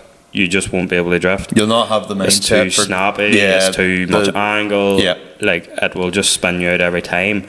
But the ceiling for what Wisefab can make a car do is really high versus cutting welded knuckles. It's going to be easy to drive, but the ceiling's here, Yeah. whereas the Wisefab ceiling's here. It's same thing, just on the whole chassis, I think, but that's something only time will tell, and people putting the energy into developing chassis, where Peter is. Like, how far has Supras come on in 1 year, because he's testing monthly different things to make it work, and he's referencing the S chassis all the time, and he says it's actually very close, and then I think it's just a matter of time before they far and exceed what an S chassis is capable of. Like, And like, you know, with no disrespect to Dave, but like, Dave's not Peter, and No. hopefully he can be. And I really want to see him do well. I Dave think is a really, really good driver. he is He absolutely. he doesn't drive a lot. No, he's not. He's doing. He's going into the best championship in the world with very little. A few Jat Fests and a couple. He done one Well, or he two. won one round of BDC years ago in his That's right, S13. You know, so he obviously he has the pedigree. You're not going to win. Well, like the setup that he done with Drift Games, and he obviously gave the car to, I can't mind your fella's Brian name. Stone. Brian Stone, yes, Stone Motorsport. And like, you know, listening to them explaining, you know, obviously the spring rates and where the actual spring and the that's shock mental. is, I was like, you never would think about No, that, but that that makes was so mental. much fucking sense. No, yeah, that is one of my favourite things about drifting, is And, like, exploring setup and stuff. Hadn't knew, he was like, oh, just looked at it, and he went, well, this is this way, and obviously that's that Yeah. way, and you know, Yeah. for somebody that doesn't really bother with, obviously, in comparison to rally cars. Yeah, no, yeah, there's still like a lot of setup in rally cars, but again, rally cars a bit like that S chassis thing. A Mark II is now a Mark II, and Yeah. they work well, so people won't explore other things you know, there's some exceptions. You have Toner there, and I think the 1 Series, is it, or whatever he's driving now, God knows. But people don't want to explore because they just want something that works easy. There's also an element of, I just want a Mark II Escort with a red top. Also that. Or I just want a Mark II Escort with a BDA or Yeah, Millington or yeah, whatever. Like, yeah. you know, there is just that's my goal. And maybe that's the way some people are. Yeah. I just want S13 with a 2JZ. Well, that's true. Yeah, that's very much it. So yeah, just it depends how much you're willing to sacrifice in the short term for long term gain. Well, move. Just before you do, out of curiosity, do you think that the whole S chassis thing, maybe now more people moving towards E46s and your F22s not, is down to cost? Absolutely. Because like there's only so many fucking S13s, 14s and 15s about. Like, you know, can you try to make a great E46? Well, I think at the national level, definitely cost associated there. At the world level, at DMAC level, no, because if you're building a GT86 or you're building an F22, it's probably a chassis from the factory. They're like probably a clamshell, basically space framed. Yeah, as well. It's not like at the national level, because an S chassis shell, maybe I don't even know what they sell for. Maybe 5 to 10 grand. I haven't a clue, but. Whereas you can get an E46 for like $1,000 a shell. Yeah. But in the grand scheme of things on a DMAC car, that's not that much of a difference. They got $4,000. No, that's literally a bulldog diff or something like that. Yeah, you know. And like as I said, a lot of them cars they're building is a bare like the shell, the manufactured shell coming straight out of that manufacturer's assembly line. Like it's not.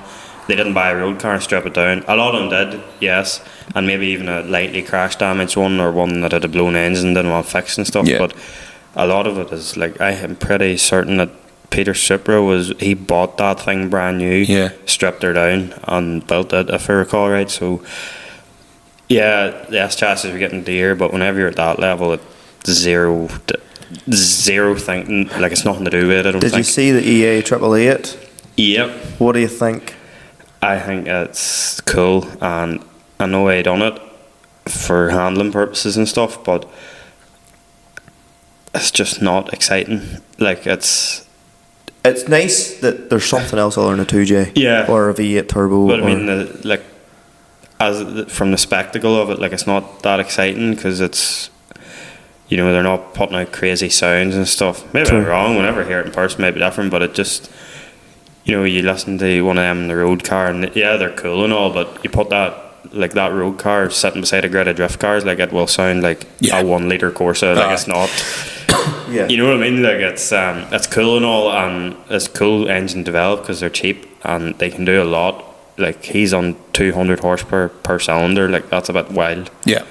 So it'll be interesting to see, and it'll definitely help the agility of the car for sure. Because they're very big front ends, MF22. So, and he's a savage driver, and I think he had a turboed V8 or something. I don't know what V8 it was, but he was always like lighting his tires on fire and stuff and crashing and the stuff. I like him a lot. Yeah, because even the likes of you go over here now, instead of going SR20 turbo, built, would it be like? You know, there's a load of Golf R's in the road, and there's a load of GTIs in the road. Yeah, me and Saab turbo for the one. Me and one of my sponsors were talking about this of building. He helps with my mechanical work, but we were talking about building like an E46 with one of them engines in it, just to see if it works. To be fair, Jordan Boyce did once talk about putting a VR6 into the Sierra because they're 6 cylinder, such a small engine. They're compact. That's what I remember it now. They have other plans now, but like that was one of the things they talked about whenever they're first talking about taking the 2-litre twin cam out.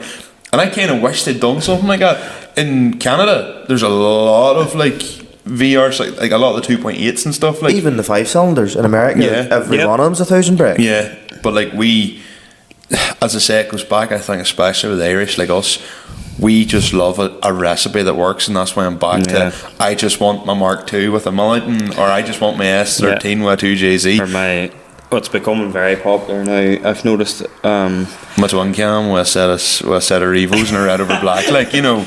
That's original. I've noticed now a lot of people following Dwayne. There's so many RBS chassis in the grid now, which there didn't used to be because they're obviously fragile compared to the likes of a 2J, but there's maybe a bit of that in it too. Like, oh, my hero's doing this, so I'm going to do that. So He did a lot of rounds, obviously, in the RB25 in first year DMAC. And still doing alright, to be fair. Yeah, still, yeah. So when you talk about chassis, and we've ended up down the rabbit hole, but it's grand, it's fine, I'm enjoying it. One of the chassis which I haven't seen come, and then I actually wrote this down because I watched Andrew Kenna has the 300. Well, they call it an Altezza. I'm pretty sure it was a 300, but then that's maybe because there's a 2J in it. Well, It could be an IS200. I have no idea. It's an XE10 chassis anyway, and that's one. Gary Dunn drove it, I think, in the pro class. He looked really good in it. Really strong in it. Like, that's one chassis I am surprised in this country. Are some of the drifters scared to use it because they don't want to be labelled? Is that because that's genuinely what comes to my mind? Because for me, if I was going out in the morning to build a drift car, that would definitely be something like, you can get so many parts for them. Yeah, the engine's fit. Could you imagine the story? In a theoretical universe, Dylan Wilson wins King of the Cone, and then he strips her down and builds a drift car and wins 88. I wish Dylan Wilson had done that. I know he's E92, but I wish Dylan had done that. King of the Cone. Boys, Ian Corbett of a field day. If I lined up the Dylan there 2 weeks past and he was in an IS200 versus his E92, I'd have been a happy boy. but a turbo IS200. No, I know what you're saying. Like a 2J, because you can get ways fab for them. You can put a JZX rear on. Could you imagine a V1 Cadet? Full pants. Was that rotors on her? Well, ways fab. They're at the stage now. They're not much newer than an S chassis. No, they're not. And they're not. Nobody explored them like an S chassis was explored. So I think they're just past their expiry date, to be honest. Are they not very similar to a Chaser? Yeah. But then the Chasers aren't competitive. No, well, I think I don't know the wheelbase. They're a very, very nice car. They're a great car to slide. They look long. Chasers are incredibly long. To be fair, Lexuses are quite long too. That's what I mean. The wheelbase looks long. They're a very, very handy car to slide. Yeah, that makes a car easy to drift, but it makes it very uncompetitive. That's why you don't see anybody out with JZXs. You can transition faster, but it makes the car snappy, so it's hard to drift. But that's another thing. The ceiling's higher if you've, say, a short and wide wheelbase versus a long, narrow wheelbase. It makes it lazy in transitions. Yeah, you can manipulate a car any way you want, because of the open rules of drifting within reason to make it perform a certain way, but then you're starting on the back foot already. Yeah. So out of curiosity though, would a 5-door E46 not be kind of long too? No, or are they quite a short wheelbase? They're probably somewhere in the middle. Oh, fair enough. They're not much longer than the S chassis, as far as I'm aware. And the likes there, the F22, they are proven to be a very competitive chassis, and their wheelbase is shorter than an E46 despite being a bigger physical presence. That's interesting. I went for the road, but we rented a yard in Marfeld and had a drift track and stuff, and she opened diff and everything. I drifted around it, and unbelievable thing to drive, and it was very fast just on half worn road tyres. F22, is that the 1 series or 2 series? 2 series, yeah. It's only an N20, it's like 300 brake or something, but really nice driving car for just being a completely standard road car, open diff and everything. Like, the fact it slid as well as it did shows me the potential there. Yeah, and that's definitely going to be my next chassis. Oh, you think that is what you'd like to do? That'd be cool. 1,000%. That is my next chassis. Nice to see something different lining up too. Then going down the rabbit hole, 1 series hatchbacks then, or is it again the there's a 2 years ago in DMAC, there was a guy had one, and he was super fast, very competitive. He might have been just a really good driver driving around a hard to drive car. I don't know if never drifted one, so I've no reference, to be honest. But they're not then in Germany an A class that was drifting. There was, yes. DMAC has some weird stuff. Timo Pelotas. Yeah, that's probably one of my favourite cars in the world. Big yoke. Well, we can move on then, because the only really other thing I want to speak about Drift Masters was the weather. or not Draft Masters, ADS was the weather. Yeah. And it fucking changed everything. If there's a spanner that's in the works. all we can say about that.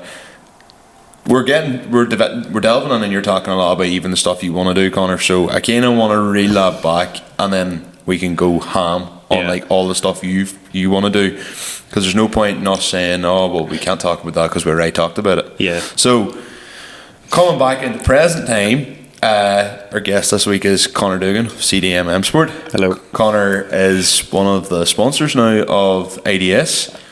Fair fucking play to you. And this was a very sort of last minute thing together. Conor McGowan, not Conor Duggan, Conor McGowan, who's here beside me. I may or may not have told him that we were interviewing Conor. Believe it or not, he's a habit of doing this. A couple hours ago. So anybody that listens long term will know this, but we put our name code to an event. He went down and done a video about it. When did I find out he was doing this? After he had done the video about it. That would help you. He had a bad evening, and after he recorded telling people about his bad evening, and he's seen it on TikTok. seen it on fucking TikTok. My communication skills can be a bit I was terrible having a at nice times. wee tin of cider, and I was like, fuck, I better message this man. Whilst everybody else probably messaged him saying, everyone's going to be alright. Anyway, this isn't the roast of Michael Scullin. So you brought it upon yourself. You brought it upon yourself. So Connor, even before the times of CDMSport, you literally live like 3 miles from here. Just before you said it, you put it to my Facebook. Good. Again, we'll get on. That is actually true though. My guys doing their job. To be fair, he's doing exactly what you're getting him to do. Like I watched the first couple and then I was like, I get it. I can't go on Facebook anymore. At Duggan Past, I filmed a lot of content with Danny, so it's going to be his big head now instead of mine for a while. Change the scenery. No, here. I'll be like, don't know this guy. But you also Yes. you're going to be sick of him too, and you have to change to someone else. Yep. No, I suppose you're not far from here, and yet until very, very recently, you weren't someone that really I knew much about. Yeah. Thanks to Facebook, that changed. But it's like someone so local and being so involved, like it's actually class. Like, but you, like, where did it all begin? That's a loaded question. Aye, but I'm talking like, did you go to your first drift event when you were 5? Did it start from like being interested in rallying, which I know probably does play a lot in that. You'll know my dad was a rally driver, obviously. Yes. Still does the odd one here and there now. Yep. But I think I was always destined to go rallying, but the timing for my age versus the economy wasn't deadly. It was a big crash. 08? Aye, 08, and then however many years followed till everything was Were you back to planning on normal. going into like a junior sort of class, like age say 13, for sure, 14? yeah. Like, My brother's done. have you a brother as well? I have 2 older brothers and a younger brother. Yeah. So like, we kind of went off tangent there, breaking the fourth wall as usual. But so Shut up, to be honest with you. Yeah, well, that's standard enough. Happens. So you were thinking about getting into the rallying then? Yeah, definitely. That was that's what I wanted to do. But rallying is so expensive. Yes. Like, it is ridiculous. To compete at the lowest level, you need the most insane budget to do nothing. Well, I even remember. Even in comparison to drifting. Drifting can be cheap. Yes. You can get away doing drifting cheap. Rallying, you have no option because just the safety rules alone force a massive regulations. budget. But like, I even remember back in the day, and a couple of lads I know who like were rallying like age 13, 14. So you had Shay Rogers was one of them. Yep. Anthony McCann. Yeah. Mark Henry. The 3 of them, like when they were rallying like 1,300 courses or something like that, or 1.2. No, or like that's what they were running. And even back then, I can remember like Mark telling me, like, I think Mark was a good enough driver, but I think in the end up they were like, this is just really expensive, and Mark just wanted to co-drive for like Desi and Niall and all instead. PRH Construction. Well, like I grew up and was basically best friends with Anthony, and that's how I got into cars. Why? That's so right. me and him through primary school were like, obviously that was the tail end of Max Power days. Yeah, so like the Novas and the courses Yeah. were on more the or go. less. and putting spoilers and everything and body kits and stuff. He went more down the rally car route. Yeah. I just went. I'm pretty sure they have a Matbro 6R4. No, Dennis deadly. Biggerstaff. Dennis Biggerstaff was who Anthony's father co-drove for. And then Anthony, as far as I'm aware, is a Mark II. Yep, Mark II. Got a bad smash, I think, and then they rebuilt it. And then if I'm near sure, the last time I was talking to his father, they possibly lent the engine that they had in it to somebody else to compete. But I don't know if that's correct or not. For that was not the day or yesterday. Then Shea, so that's TFR. So Shea, yeah. he had 1,000 horsepower before anyone had 1,000 horsepower in the Supra. He led the way for hardship. Correct. Shea was possibly the most unlucky man I've ever driver, seen.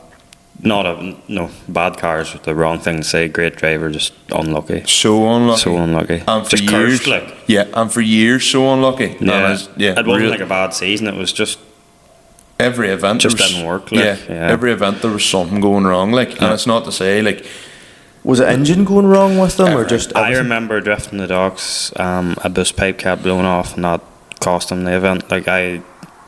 Watching his practice and his qualifying run, if I remember rightly, I was very impressed. Thinking this is someone who could win. Yeah. And just at the wrong time, I think a boost pipe blew off. That's simple things that just shouldn't happen. He blew diffs, blew gearboxes, broke drive shafts, everything. He never could catch a break, and I think that's in the end of why he sort of half even. Yeah, well, you shouldn't get sick of that. Yeah.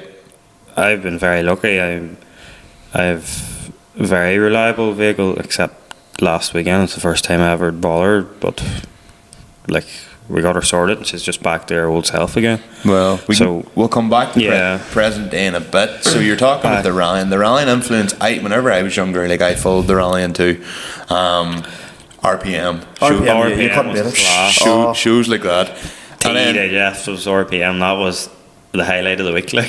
Correct. Yeah. And then even after that, obviously growing up, kind of been into cars and living beside a staggered crossroads. There was what happened there? People just kept randomly sitting still, not driving in circles. Yeah. Completely legally, of course. There was no tire smoke or overspeed involved whatsoever. All that. They just threw out private signs. Yeah. There's a fella literally over the road from here has an RS 500. Cosworth, and I can remember one night throwing her around in that crossroads and launching her out. Driving around the circle very, very normally. She shot a 5-foot flame out of the exhaust, and that's why I'm on the Sierras. That's why I'm a Sierra man. It's because of that moment in that car, and I just went fucking class. Even though I do not own an RS 500, it would give an RS 500 a run for money. It's money, I'm sure, but definitely. It's never really worth £80,000. I watched somebody rev a Type R in Marfelt, and I went, I want to be you. And here we are. To be fair, Conor Kelly's story was, I remember being in with my dad, following him on the 306 outside Draperstown, following through the road full of reek, and I was like, I just want to be like him. So it takes all sorts, really. Shoot for the stars. Holy Moses. We are big fans of the D-turbos in this podcast. Coming from this part of the country, I'm sure you've encountered a few in your time. Maybe you're too young for that craze. I think I was just on the other side of the fence for felt spec, I suppose. I'm more purely performance. So did you ever have anything No? Never I'd have been the boy slating Ricky Boers and everything like that. Yeah, okay, fair enough. Go home to fuck. That's why I'm going to get slated for saying that, but I like performance. That's what I like. I don't. But that's what they're all going to now. I don't care for anything. I like performance. Well, you say you don't care for looks, but obviously style's a big thing in drifting. Well, yeah, no, I don't get me wrong. But you don't care about. You seen my car the first 3 or 4 rounds of last year. It was the worst looking drift car ever. But that's because I focused purely on performance, got the car working, and then went to the style. Yes. So, I always put that forward. Where some people do it the other way about, and that's fine if that's what you're into. If you're there for the crack and you want a nice looking drift car that is nice, or a road car or whatever, that's cool. That people are into their own thing. I just like performance. People like looks and stuff. That is perfectly fine. So did you start rallying at all before the drifting? Never. I've never rallied once in my life. Like, Kira How beat you to it. Kira beat me to it. How did you get into drifting then? Right. I suppose we'll. You say you didn't do rallying. You did help out with rallying. Did you? You know, like, Yeah, I built rally cars for NPL Rally Hire. As well, I say I built them. I was like a wee apprentice in there.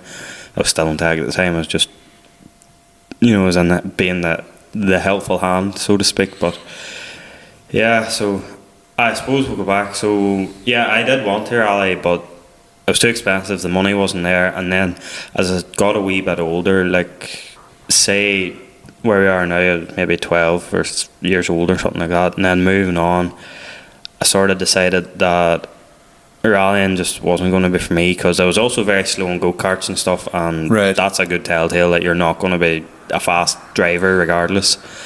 So it's like, right, we'll put that go-kart in. showed he'd be good at destruction derby. I never met a man more fucking ruthless in a go-kart. I'm the same. Connor uses user brake, like, something to be said for that. If there's a gap, I take it. It got to the stage. It just happens to be that they're pushed out of the road. Yeah. It comes to be that It's not as bad as your cousin. He was top of the tyres. yeah. Oh, There that's impressive. used to be in Kilrea. We used to go karting in Kilrea on a Tuesday night because we got 30 minutes for £15, and it got to the stage whenever Connor was out in the track, as long as they knew what number Connor was on, if they seen Connor getting bit out of the road, they didn't care, because he was that aggressive for the rest of us.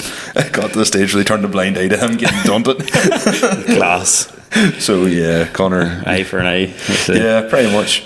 That being said, Connor still got his own back every single fucking time, so it didn't really matter.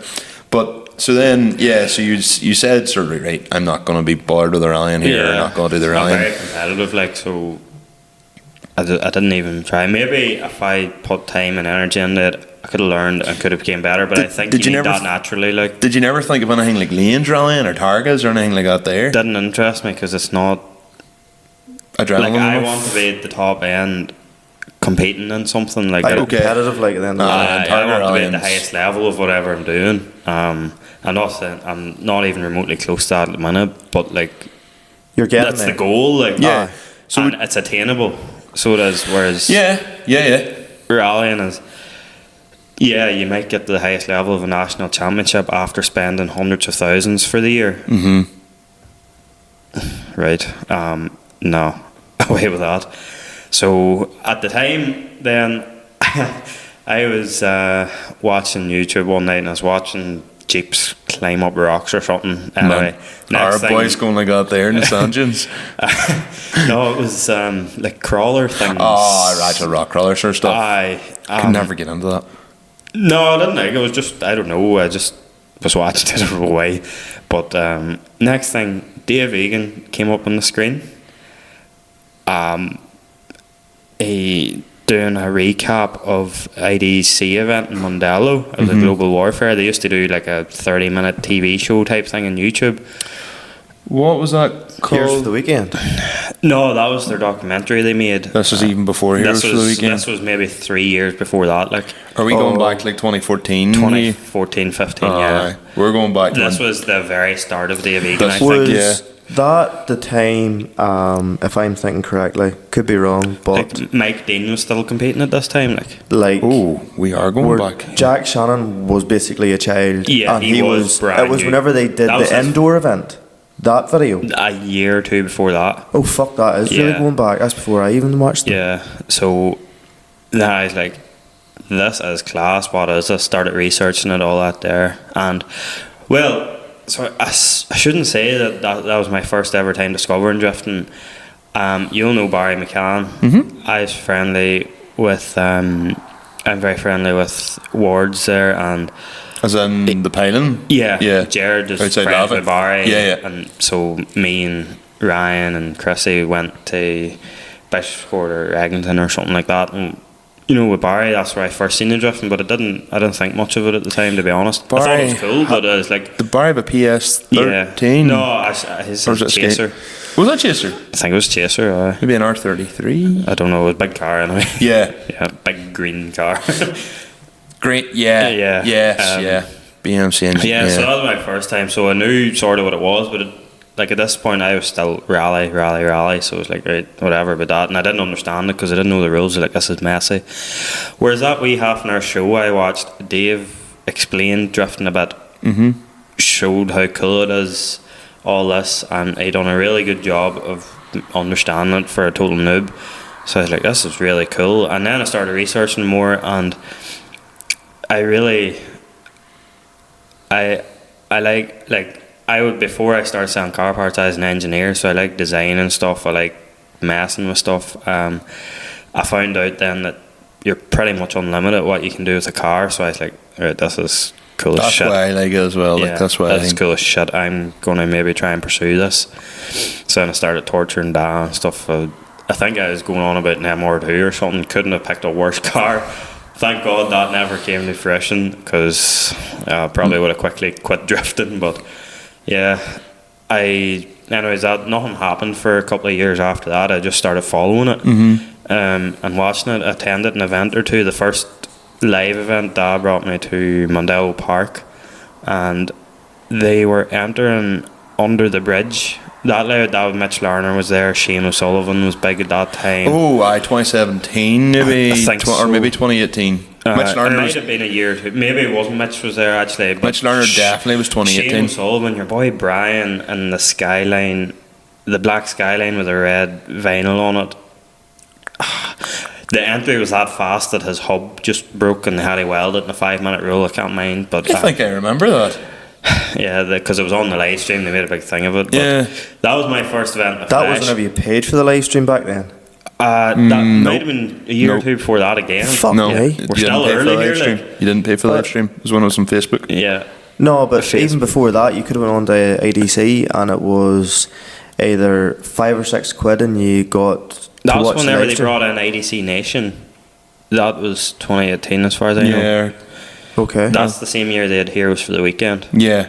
We're going back before. I know when that you're was talking whenever about. Kevin Quinn, I think, maybe went into the pro line of things Maybe. with the S13. Maybe, yeah. And it was, they're making a sort of half a big thing about him going in. Yeah, I And think Eddie you Dock might. would have been pro 2 then. Yeah, he had With the E46. Yep, I think you were sort of there now, but I just remember watching that in the speed these boys were doing sideways, how close they were. It's like, what is this? So were they coming down the main straight? Yeah. And in the turn, aye. Yeah. So they were doing the big initiation under the bridge. Yeah. That was before the tarmac was even there. Long before. Yeah, Yeah. exactly. So it was sketchy, like insane. So yeah, I watched that, and that was a global warfare event too, I think. Be the Because first there was a one- good few national drivers or international drivers.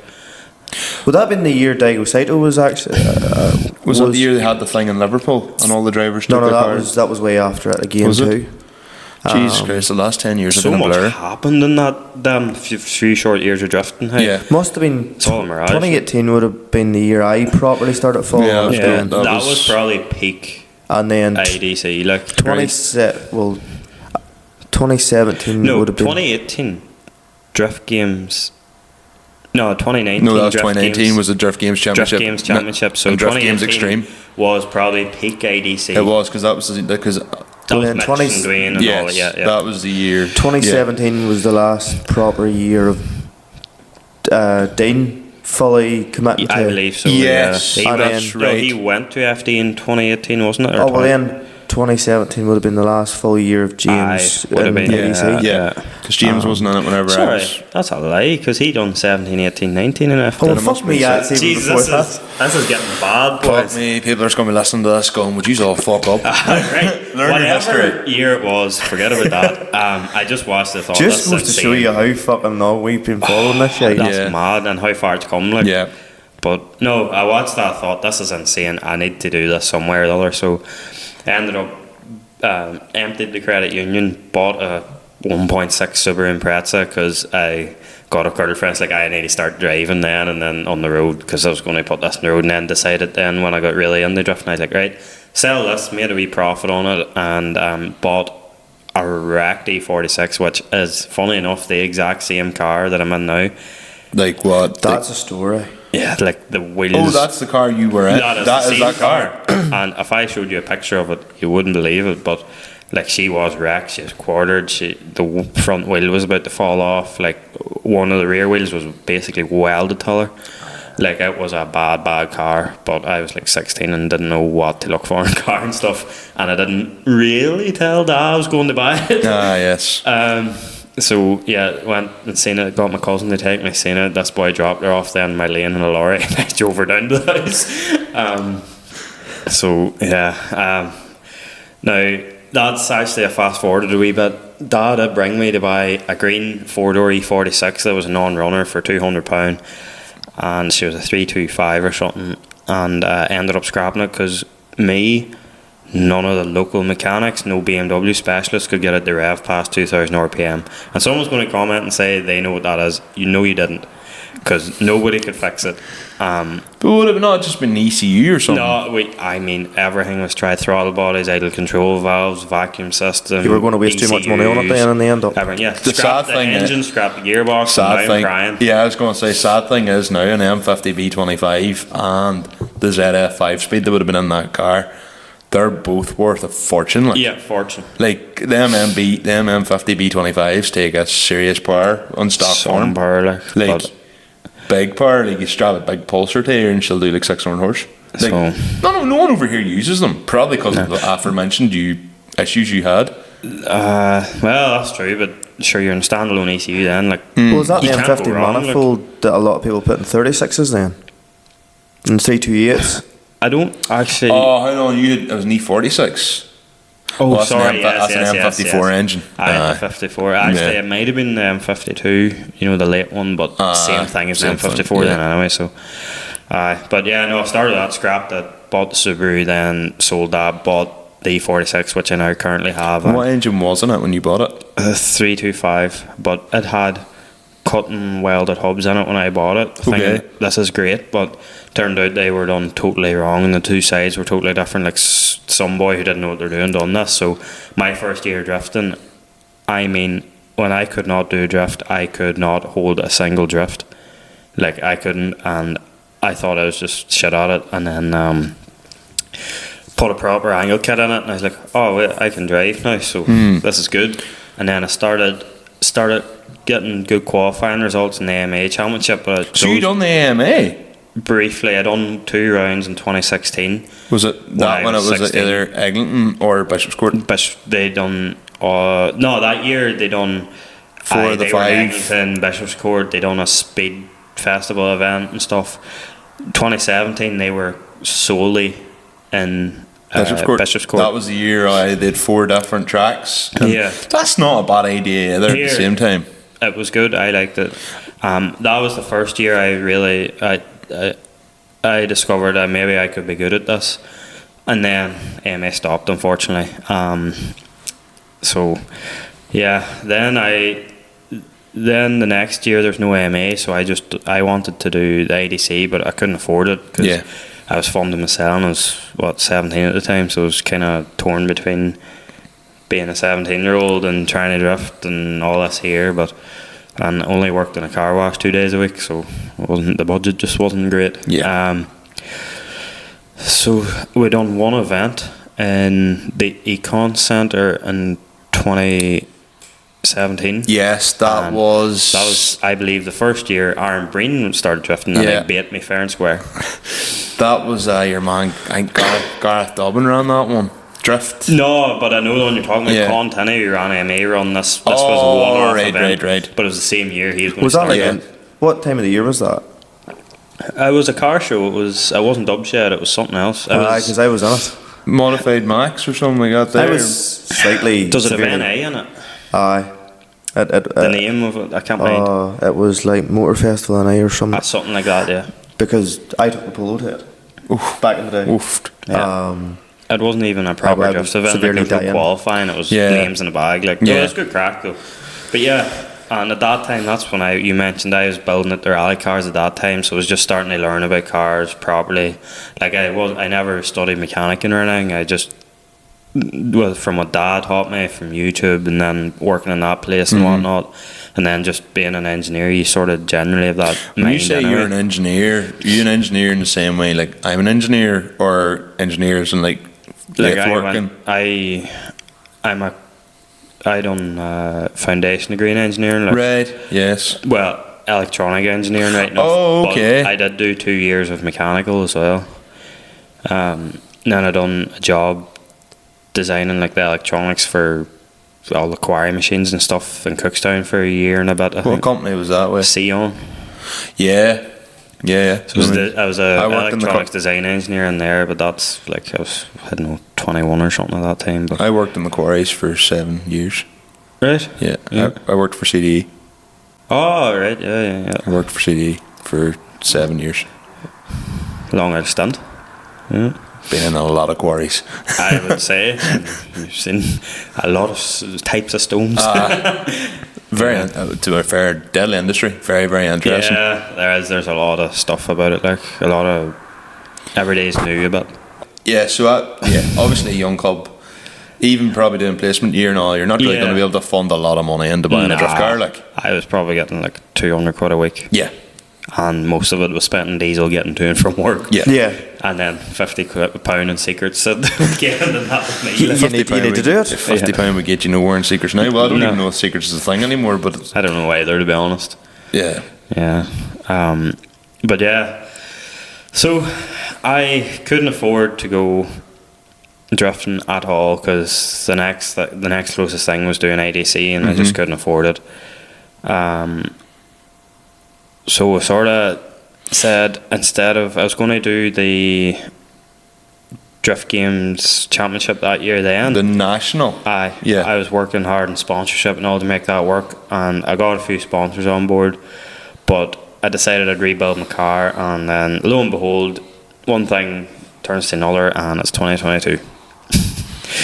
And no drifting was done. So in that period of time, while I started drifting long ago, people think I've been drifting for 8-9 years, whereas I've actually, really, last year was my first full season drifting ever, really. So still pretty green in a way, but I think those couple of rounds in AMA definitely helped with, say, driver skill or whatever. That's how Halford started off as well. Con was very good at developing drivers, for sure. Like, you'll notice there was very rarely a driver from the north goes down south and isn't in the business end of things. And that is definitely down the continent, in my opinion. But would he have took you aside after a run or anything? He was very blunt about things, and he made layouts to make you drive awkwardly, to make you push boundaries, think about what you're doing. Like my first ever time sliding a car, like I didn't even diff a car at this point. It was the fastest entry in Bishopsport. Like, that was my first ever time putting a car sideways, and that was scary. I will say. Well, believe that. I couldn't even press the clutch because my leg was shaking that much. Like, but Con does say that he does miss those kind of days, but the amount of work that man put in to get that going, and Con works every hour under the sun as it is. Like, he's his own business as far as I know and stuff. So I'd be talking to him. It's quite a lot. It's a big commitment. Like, that is a full time thing. And him from, like, he's Castlefin or Lifford or something like that. That's where I'm from originally. Funny enough, but it's not even like he's. It's not like he's just across there either. He's hours away. Yeah, and especially if you're doing the stuff at Bishopscourt, for him that's probably the guts of a 3-hour track. Yeah, like maybe more. Yeah, like that's a big day. So fair play to him for even doing all that. Like, but yeah, and Dara Spencer, he came up through that. Like, that's where he started drifting. Stephen Hafferty. It's just it's proof that that's part of the recipe. So, but yeah, I done that.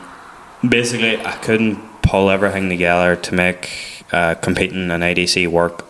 So after just doing the Pro 2, or sorry, that it was ADC Pro Am, I think. Pro Am or Pro 2. Would that even have been fairly unattainable even back then?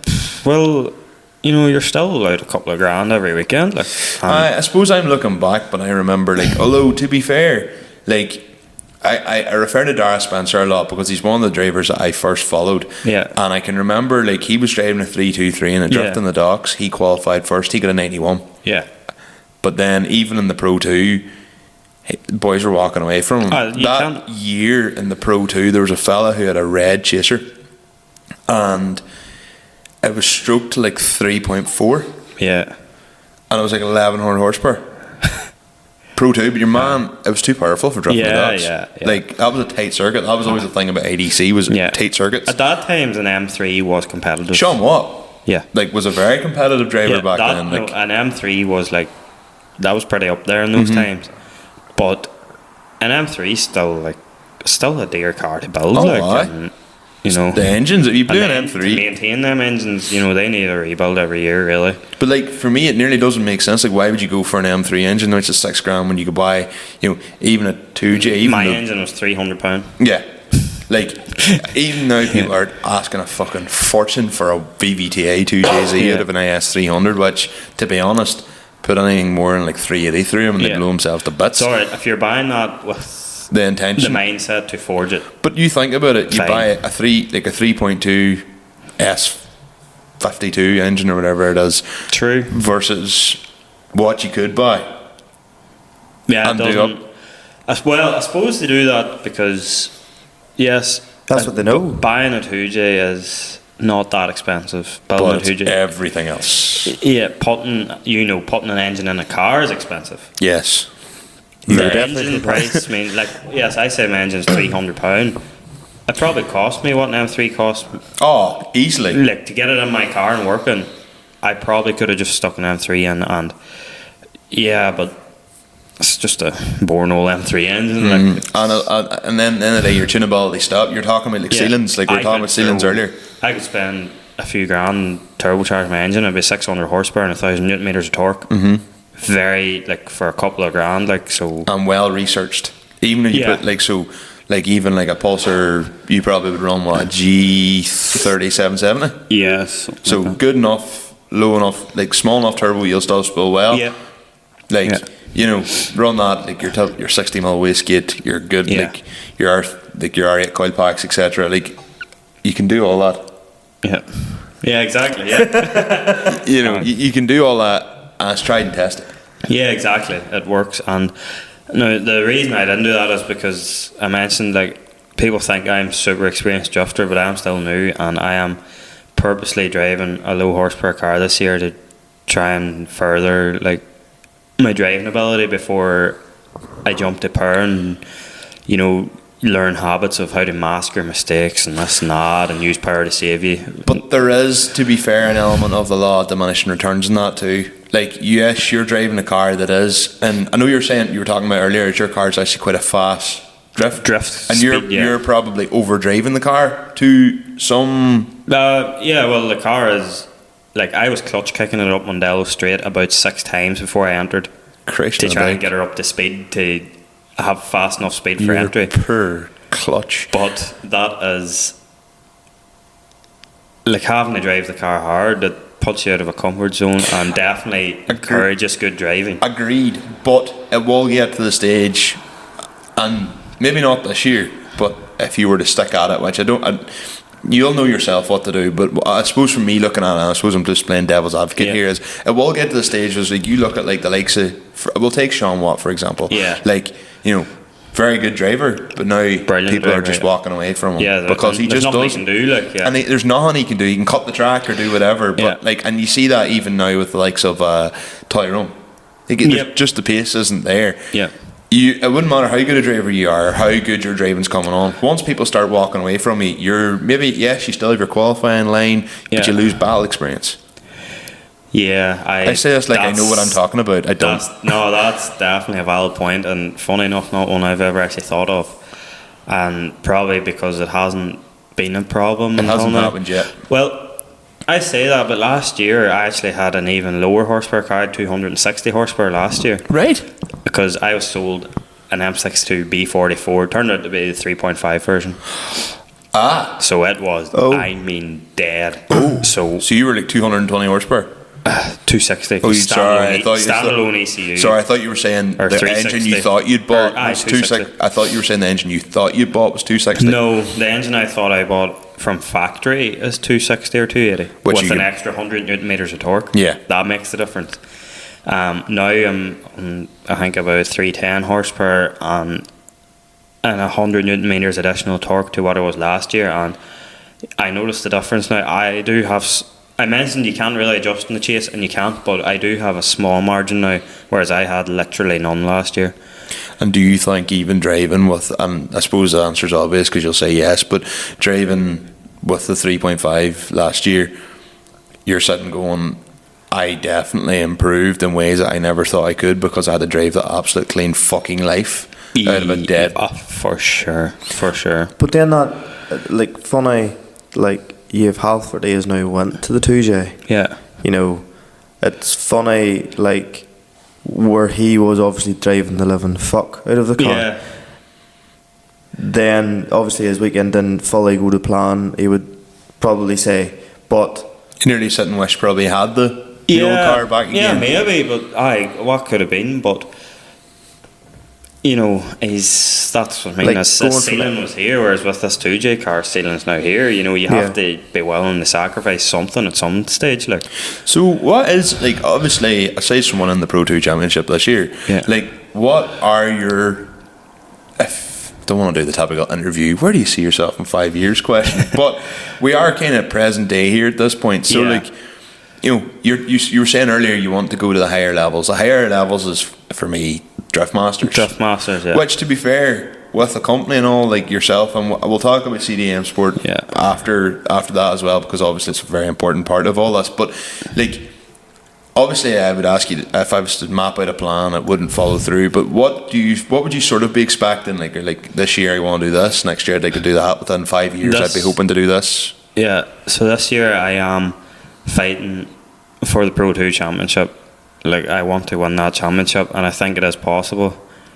Not easy by any means. No, and I'm not being naive, and I'm not being cocky. It's like I say, you'll work for it But you don't enter to not win it. Exactly. I'm not spending all this money to have a laugh. Like some people do, and that's fine. It's their weekend away, whatever. But I'm not. I'm competitive, and I want to win. And I came home after finishing 6th overall last weekend. Got it, and thinking. Like, my mistake was I got too greedy on one transition. I mean, like, there was 2 inches too close to the boy in front of me, and it resulted in me losing that battle. And that was like, just because you had to hit the brakes. I'm still kicking myself at that, like, because as I say about the accordion effect, you go from being so close to so far away very, very quickly. And basically, it just left me. Like, my front wheel was at his front bumper for a bit of the track, and that was the difference maker. And you know, I was gutted thinking what could have been, and but yes, generally a positive person. So I'm taking away the positives, that my first qualifying lap was my 3rd lap of the whole weekend. So I can't be too mad, but I'm still here. Like, what could have been? So yes, in the championship to win it, and then attain a pro license for next year. Compete in pro next year, see how that goes. With the same engine? No, so you would. I am building a 2J E46 at the minute. It's different car, full different car. Yeah, I bought the shell last August, prefabbed. The plan was to use it for this year, but I decided, well, there's a few variables. I'm building it as an advertisement for the business, for one, so of course it has to be perfect. Like, it has to be done to a super high standard. Yes, of course. I am doing a few things that hasn't really, well, it's naive to say it hasn't been done in E46, but it's either uncommon or hasn't been done in E46, to try and, you know, find that ceiling that I keep referring to. Might be the total wrong thing to do, but that's fine. I'm willing to explore that. You don't learn without making mistakes. Exactly. Essentially, as you're talking about with the transition, for someone changes. to get an S chassis to where it is now, there's people who sacrifice something to find that the right path. Take the likes of your Darren McNamara, like, you know, was doing all this and then builds like the S1. Yeah, exactly. Like the Audi Quattro, like, you know, and for him, like, that's just a deadly advertising piece. So you come out with this car that's like, people, it might, and you mightn't be competitive because choices you've made maybe do backfire, but people are going to be like, he's done this, he's trialing this, and they say, oh, the such and such didn't work out for him, they're still talking about you. It's still mentioning you. Like, it's a bit like my car this year. People The noise. Like the noise. My car is the loudest so fucking car in the marketable. grid. Like it's class, and it's always in videos. It's always in that. People think I do it because I love the noise of my car and how loud it is. I actually think it sounds a bit terrible, to be honest. It's just really loud and stuff. But the audience and all them people, they absolutely love it. And on the Saturday, there was someone came up after I got my 2 practice laps before qualifying. He's like, he just heard the car. He's like, number one, you number one, and all is. But he also had a bottle of wine in his hand. So, and he got kicked out a couple of hours later. Non-alcoholic wine. Yeah. But anyway, yeah. So the car I'm building, it needs to be exciting. But that being said, you also need to drive the balls off it. Exactly, and that's why I've decided to. That is. So there's a few reasons. Taking time to make the car perfect. We basically undone, with the exclusion of the roll cage, all the work that was done. It already had a rear mounted rad. Oh, right. But it was made with 2mm steel. I want to make it from 1mm aluminium. You know, wee Make things later. For yeah, late. wee things like that. Because, you know, I want to be competitive and I want to do international events in this, which I suppose will move forward now with my plan. You said international events, like you talking Drift Masters, or you talking going to like... In the future, yeah, that is the goal. Like, if I'm going to be good enough, I don't know, but I'm going to put the work in and try. Like, and I have the business. I'm good with sponsorship because I put a lot of time in the sponsorship when I was younger, and I know how to do that. So it is doable, and the plan is actually to run the CDMSport team in DMAC. So, but again, that's a couple of years down the road. But for now, I want to focus on the Pro 2 Championship. If this year goes to plan, I should also finish decent in the Pro Championship because I'll be competing in the Sunday. Yeah. So somewhere in the top 20 in Pro, and you know, doing well and winning the Pro 2 Championship would be the perfect year for me, to be honest. Next year, Pro for sure. That is the goal, and then do a season in that new car.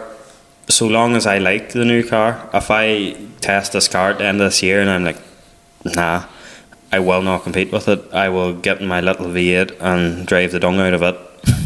Would you maybe consider putting like an LS or something like that on? No, definitely not. I 'Cause a would, V8 is I totally would throw a different, turbo on it probably. Oh, on the V8. Yes. Yeah. And then like is that what Matt Dern runs? yes, same thing. I wouldn't just go as much power as him. He has no reliability. No, he's like 1200 newton meters or something. One thing I am putting in the new car, which there's one other man in the country running it, and he's not even running it yet, Lloyd Patterson, fresh air anti-lag. You're doing that as well? I'm putting that in my car because I work with the brand TurboSmart and I sell it, so I want to promote the products. But also the sound, like, I don't want to be another 2J in the grid. Like, I need something to make my car stand out. Absolutely, like the way Laurie Heineken stood Exactly. out. Yeah, and absolutely. If I could get my hands on one of James Dean's engines, that would be what I do. But I think that's not in the budget at the moment. You're right. I'd say Mike Dean be a few £1,000. No, I mean it's V8.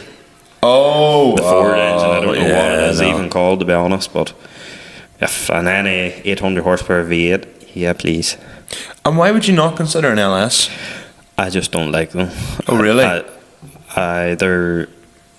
They work fine, obviously, but they appear to be super unreliable, and it's hard to get stuff for them on this side of the pond. Aye. Okay, that's... And they're expensive to put in. I'm not saying very much, but this is very interesting. This is actually very interesting. That's why I'm not saying very much. Yeah, you're just taking it all in.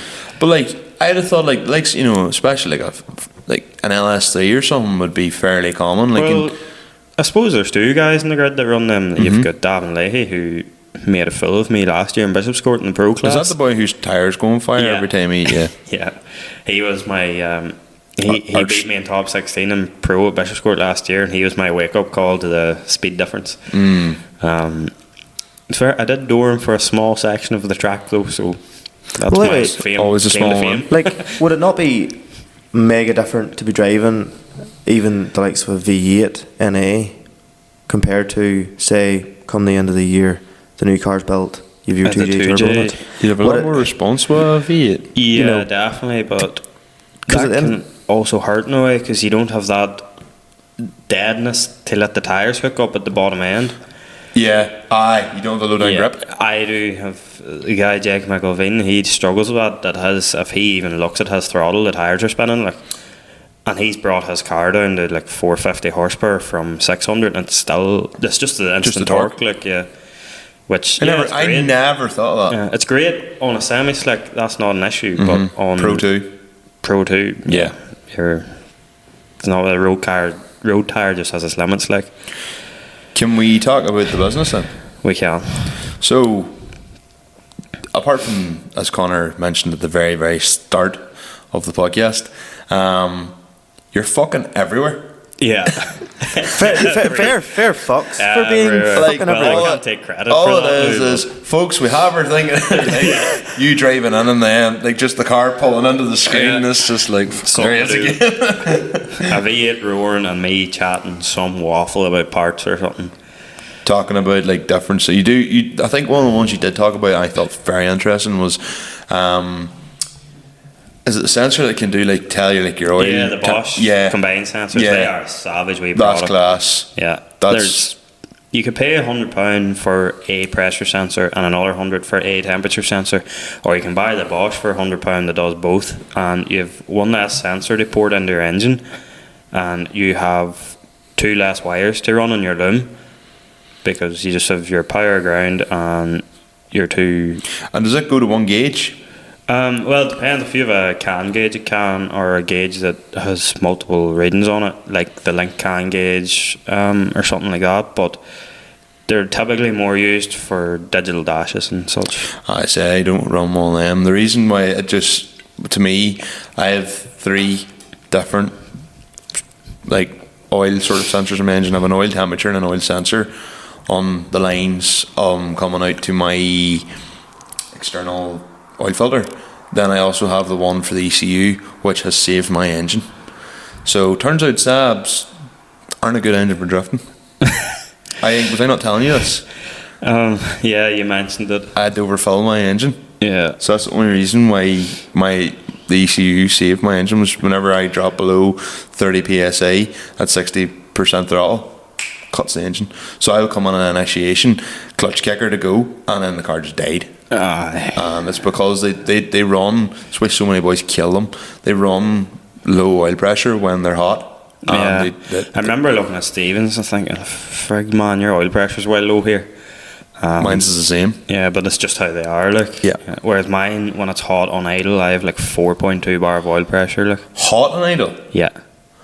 Hot and idle for me is 20 Cold base. and idle, I'm nearly 8 bar, like. Cold and idle for me, I'm 4 bar. You're my hot. Yeah. Yeah. That's insane. Like those numbers scare me, but it's just how that engine is. Like. Oh no, those numbers do scare me. Yeah. Hence why I got that sensor put in. Yeah. Like, so if you ever wanted to try and Starting on the back foot there, like. upsell your sensors and all, you can definitely I'm very gonna much hit the sab form tonight. but like, yeah, so What is the business called? CDMSport, just And plain and what all simple. does CDMsport do? If people haven't already seen. Yeah, many many haven't seen. Just performance car parts company for your modified road cars or motorsport. We started off probably more specifically drifting, but it is rallying, drifting, track racing, and then a lot. There's a new car scene now where it's high horsepower Jap cars. yeah, That would be an awful lot of our customer base, because we have the turbo manifolds and the turbos and all the ECUs and stuff like that, the recipe book for it. But that's just sort of seems to be the demographic we've fallen in. But I would just do performance car parts, like, plain and simple. so I asked this off air already, but is your goal kind of to be like the speeding parts of, like, I guess the north or of Ireland, or even the British Isles, so to speak? Yeah, or Kind of like a Driftworks competitor nearly, so to speak. or just take over. So yeah, I just want to be a one-stop shop, and For everything down to I dreamed of doing that as a kid, by the way. That's what I wanted to do. How long is CDMSport going now? a little under 2 years. Seriously? Wow, that's Yeah. some growth. That's deadly. Yeah, it started because I couldn't raise the sponsorship funds, and I was like, I need to go drifting, so started CDMSport, and that was that. And I hate it. Like, I had a brilliant job and set for a daily career as an electronics engineer.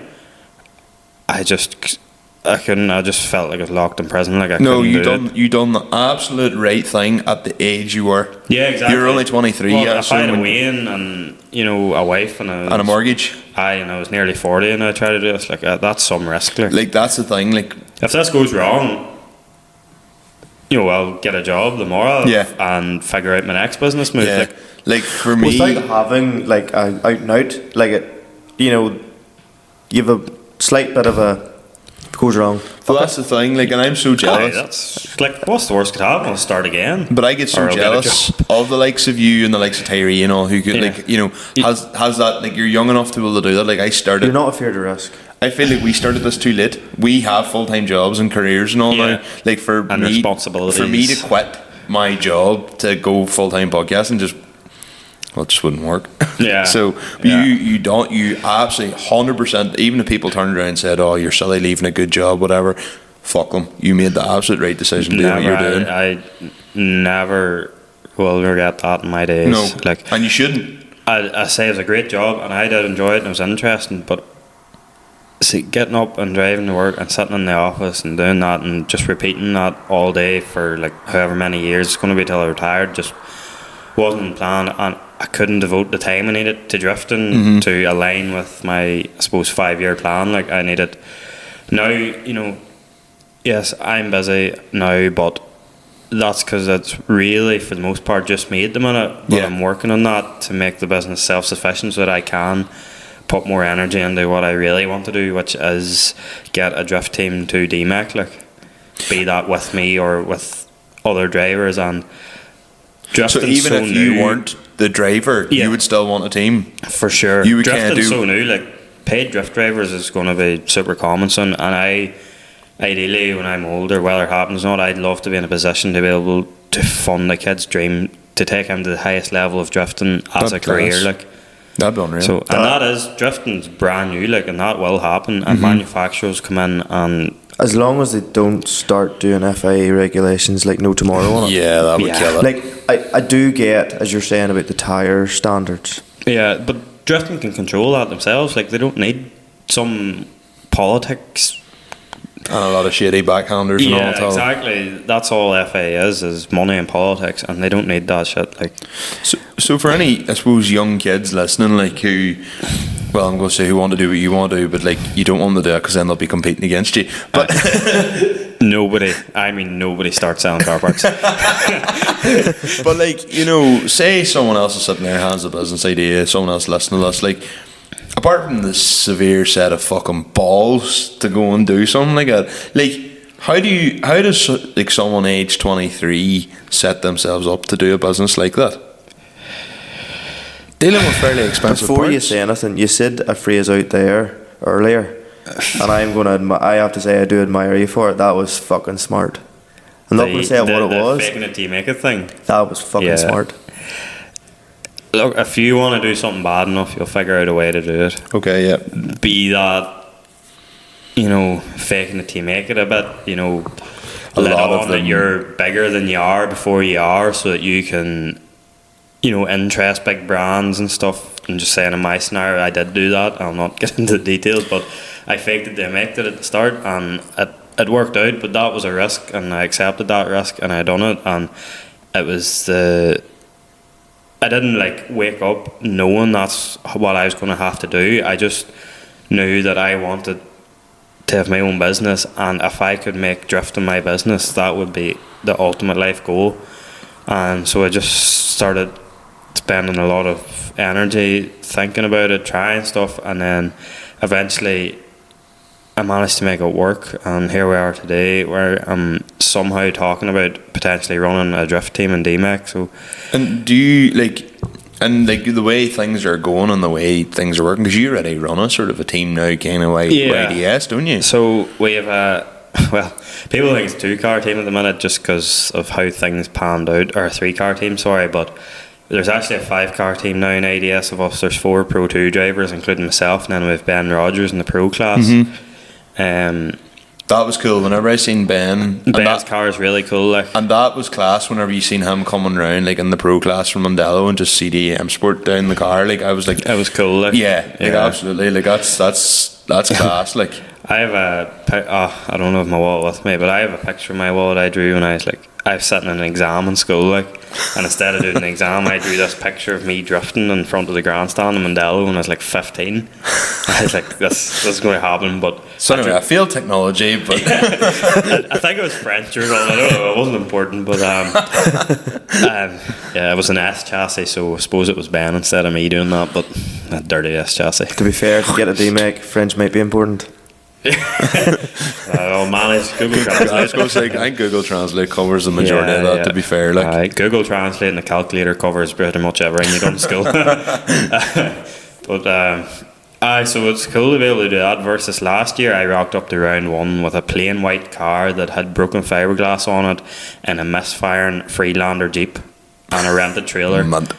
Yeah, and now you've got the branded van and 5-car team. Like I only sort of thought about this a few days ago, thinking that you always think you're in the same place, but if you look back, even like that's a year probably to the week now, because it was late April the first round last year. Like that's some jump in a year. So I suppose to summarise, just do it, like just try it, and if it fails, so what? That is like literally, so what? Some fucking jump. Yeah. You know. So, but that's why in my head the DMAC thing is pretty attainable, because that was only a year, and surely there's a compound effect there as well, that in paper maybe that should double now this year, because you're building on something that's already sort of up here, whereas I know it will slow and plateau after a while, because the start's always going to go mental. Yeah, the start's mental, then you kind of reach it your first level, then you break through to the next, and it's bang up then to the next level, but the next level could be a full team of ADS Pro. Yeah, exactly. And that would be your next plateau, and then it's okay, bang, now we're through here. And then even if say you're still competing ADS Pro, but say one, or maybe you and yourself, Ben, or you and Ben are ready to go to DMAC level, but it's now 2 lads DMAC and two or 3 lads Pro. That's still class. Yeah, it's still class, like, and so cool, and even to be able to just support someone on a higher level, say, than what I am now. Because I'm not saying that these lads are in full sponsorships, like they're not, like that's ridiculous to think that I could do that at the minute, but to be able to support them like more than what I can now, even that would be nice. Like, so I found like that I get nearly as much enjoyment out of watching other people do well. Yeah, and supporting other drivers that have the talent and the work ethic to do well. Because yes, you can have talent, but you have to be willing to put the work in outside of it. So that there I actually do find quite enjoyable. I think that's why I would really like to run a drift team, like at a professional level, you know. So, but time will tell. Well, realistically, if you don't reach for the stars in the likes of DMAC, you know, what's the point? And folk will probably be like, this man's head's in the clouds. But at the same time, like, where would you know, a lot of people thought Dave Egan's head was in the clouds not that way long ago. He made YouTube videos like how they're going to think that now look at him, he's got himself and Falvey off to DMAC and 2 Arctics, like. And he's carrying James Dean's car with him too, like. But that's a big thing in this country alone. That's a whole other topic, is how close-minded people are, like, and stuff. But people like seeing you do well, so you do a wee bit too well. And people, I'm already starting to notice that for myself. Like a few months ago, people were like, "Oh, go on, Conor." Now they're kind of like starting to resent you, but I couldn't give a shit. Like, that's because they didn't. Yeah, that's what I mean. They're just what they didn't do. They're sort of sore about it, and that's fine. Like, but I don't care. It takes balls to put yourself like, because in front of the screen, like, because like I know we joke and we've given you a bit of a time here over like the whole showing up on their screens and all that there, but it takes balls to do that too. Like I'm nearly scared to promote stuff because I seem like I'm being annoying. You know that you are. You thrive in being annoying. But at the same time, the numbers don't lie. They don't, and it works. It does work. It's quite aggressive, but it's a brand new company. Like, it needs to be aggressive, and it will tone down. And hopefully, I'll spend a bit less on ads soon because it's insane. But like, it's a brand new company. It needs to But be everybody, put out there. like, well, you randomly came up on mine. I think I watched the majority of the first one. It's a while ago, so I can't even mind actually what you were promoting on it. He's now got PTSD, you see, so... Well, according to Michael, with PTSD, I don't want to try and see his attempt at it all the same.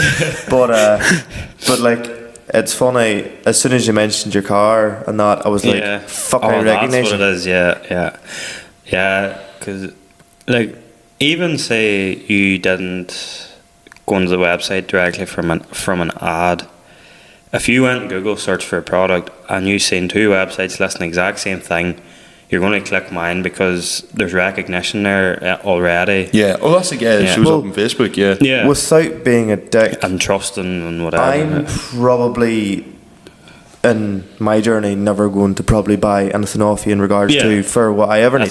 But I fucking know it. But I fucking know about you, if you know what I mean. And if someone asked you, maybe like, or if someone mentioned to you about, say, I don't know, putting a turbo in their car, and they're going to get this, and you'd be like, oh, I've seen CDMSport of that or something, you know. I would be more like your clientele. Well, I know more like the drifters would be, but I suppose I'm it's more kind of ish that way. I've noticed a lot of circuit racers from the UK starting to come now. Just this is maybe going to be a stupid question, but like, with your background in drifting and rallying, like, and maybe this is where I have the lack of confidence, but what do you know about circuit racing that you can sell stuff to circuit racers? Because I feel like I'd be so scared of getting caught out. Yeah, the important thing is I don't pretend to know stuff that I don't like. That's probably rule 101. If someone asked me, like, I'm building a circuit racing car, what's the best coilover, as I would be upfront, I'd be like, oh, I don't specialise in that, I don't know. Good rule of thumb is who's the champion, what's the champion running, and what is very popular in your grid. Like, I would try and assist, like, but I wouldn't be like, no, you need to run this brand, just because I know maybe I make the best margin on it. That's not like, because like, I know I could do that, but it wouldn't be. I'd have no business very quickly. Like, that's a short term win, because like, obviously in the drifting it's all BC, but like, for all we know in the circuit racing, it could be KWs. Well, in circuit racing, as I do now know after my research and speaking to these people, it's yellow speed. So if you're building an E46 for circuit racing, is yellow speed not made? Yellow speed would be very popular. Is yellow speed not made in the same factory as BC? And Type R? I don't know. I think they're actually made in Europe, you know. I don't know if BCs are made in Taiwan. I'm pretty sure yellow speeds are too. An awful lot of, you know, they probably are, like, but an awful lot of performance parts are made in actually Taiwan right now. See, a lot of them places, people can turn their nose up at them, but the reality is the quality that comes out of them places is as good as any. Yeah, it's fair. People confuse Taiwan and China together too. It's not the same. Taiwan's much more like Germany. Yes. Like, they put out quality stuff, and they just think because it's an Asian country, it's shit. Yeah, but then also Japan's like there as well. And Japan's an Asian country. It's neighbours to China. Like, you don't, just because at Taiwan you have in your head that Taiwan is China, that doesn't make the shit. Because nobody knows enough about it. No, that's it. But like, and you don't need to. And why would you? Because that's just because I'm fucking playing with BCs all day, every day and stuff. Like, funny, one thing actually kind of always annoyed me about BCs is they go custom coilovers. We'll do custom coilovers for any car. Wouldn't do custom coilovers for my car. What car was it? Sierra. Oh, that's sad. Yeah, because I give them all the dimensions and everything. Yeah. Told them, get me E46 front coilovers with 50mm hub sleeve welded on instead of 52mm. Yeah. I knew what the BMW was. I knew what I needed. Set at the rear. I gave them every measurement. They went, oh, we can't do that. And I was just like, okay, so much for your custom. Yeah. That put a sour taste in my mouth. Yeah, I got quite annoyed at that because, and ultimately I went and bought a set of gas coilovers instead. But it's fair. Gas is very good, and he is the person like it's him like doing it and spec and stuff. Like it's a good brand, really good brand. I don't sell them, but I do love them. The only thing annoyed me about Gaz is they don't go low enough. They're very much performance. Like they're not style. I had to put in smaller springs. Yeah. And now if I had a bad enough bump, there's a bang, and I'm kind of scared about. Yeah. Yeah, that would help. Yeah. So they're not. It's annoying because I want it to be able to go low and still have that performance factor, Yeah. but parts for my car's fairly difficult limited. to do both, and the Sierras are the aftermarket sport's probably not massive in that category. Not for suspension, no, No. because again it comes back to this whole recipe thing. Everybody just wants gas coilovers. Everybody just wants Aussie wheels. Everybody just wants whatever. Nobody's messing around putting BMW things into their car. And Yeah, but that's where you fall into sort of the CDMSport category of just exactly doing stupid shit, really. To be Connor, honest. what can we do? I don't know. Neither do I. Let's research it. I can get you this, right? Might work. That might work, right? Yeah. Do you want to try it here? And we'll see. Fuck, we have to drill this. Oh well. Yeah, I have not been that phone call. my website was set up in a way that for people doing engine swaps, where you can search your engine and then filter what, say, gearbox you're using, but also what chassis and stuff. So it's because I'm in that environment, I know the hardship and how annoying it is to try and do that. Like, so that's sort of where we are. We, I suppose, end up supporting a lot of the sort of the freestyle car builds, if that's what you want to call it. That's what you want. Yeah. That's what I would want to do. Yeah, like Maybe that is why you have grew so quickly. Maybe, yeah. Open mind. You're 'Cause of open-minded. variety, like, Yeah. So, like, if someone come to you and said, "Look, I want to do a K20 turbo, build a drift car," like, would you be able to, within reason? Obviously, you can't know everything about every engine ever. Correct. But like, I've learned a lot about Volvo engines recently. Really? Yep. They're becoming kind of popular. So is this the 6-cylinder one or the 5 and 6? There's the B230 and the the B230 is a 4-cylinder. I've just at my words because I can't remember the name of the other The one. B230 is a 4-cylinder. It's the red block. Yeah, red block and white block. Yeah, yeah. But there's supposedly this 6-cylinder Volvo engine that's fairly new that they're saying. No, I'm not familiar with that. They're calling the Swedish 2JZ, but I've never heard anything about it. Yeah, but I still like. Yeah, flat out selling parts and stuff, but I still it's just like anything. Like, I'm learning my craft still. But I suppose you did mention something, and it'd be hard to do it properly. But this is, and it's just coming to my idea, my head. Maybe this is something you've right on. But you said about doing this whole creativity thing.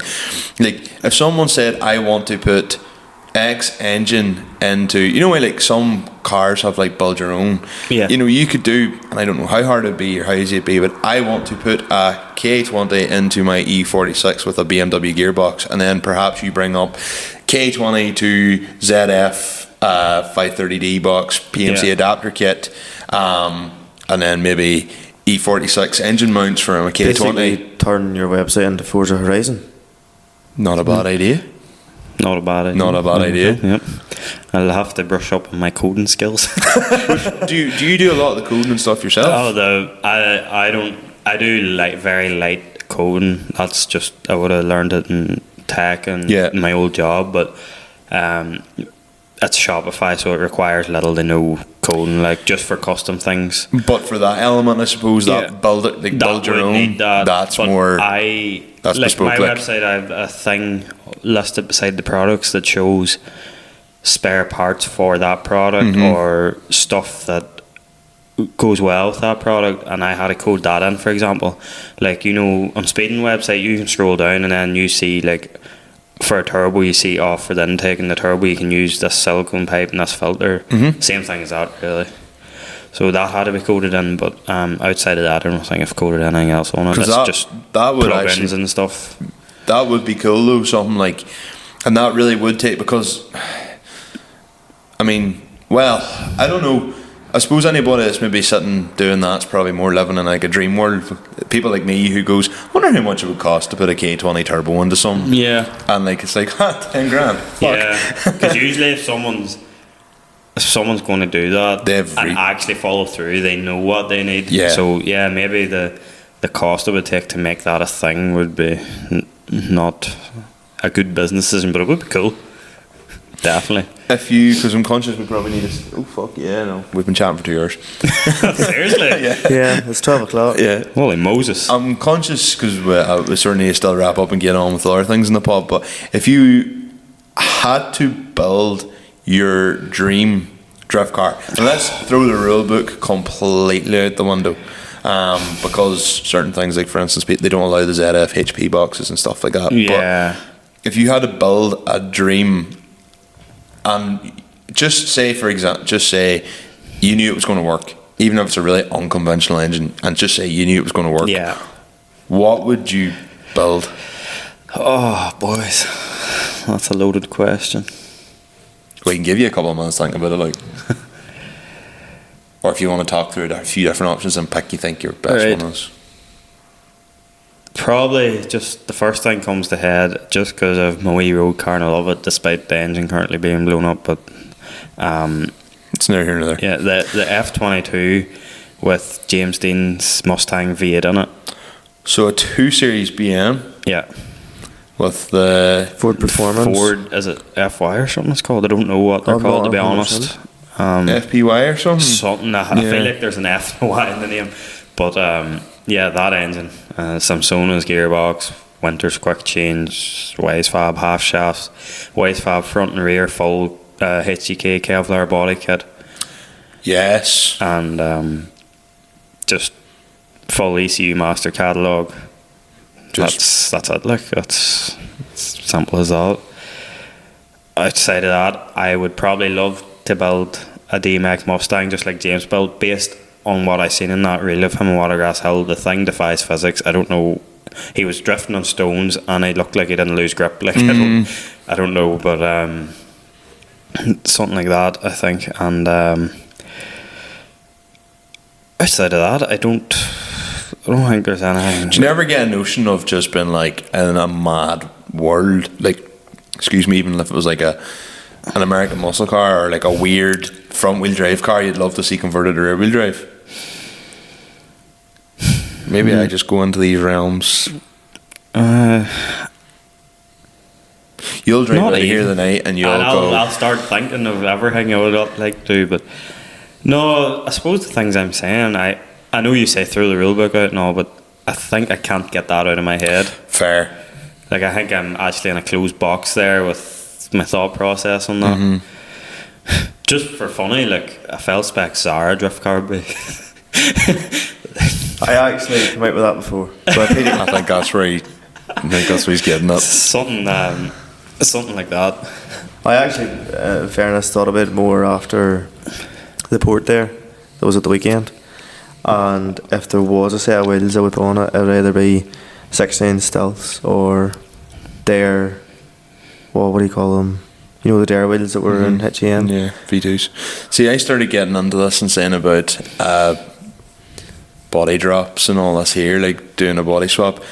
If you still wanted to run this 4x108 fitment, which is what Zara's not run, you could take a Sierra hatch, cut the body off just a Sierra hatch and drop a Zara onto a Sierra hatch floor pan and engine, and that's how you would make your rear wheel drive drift car.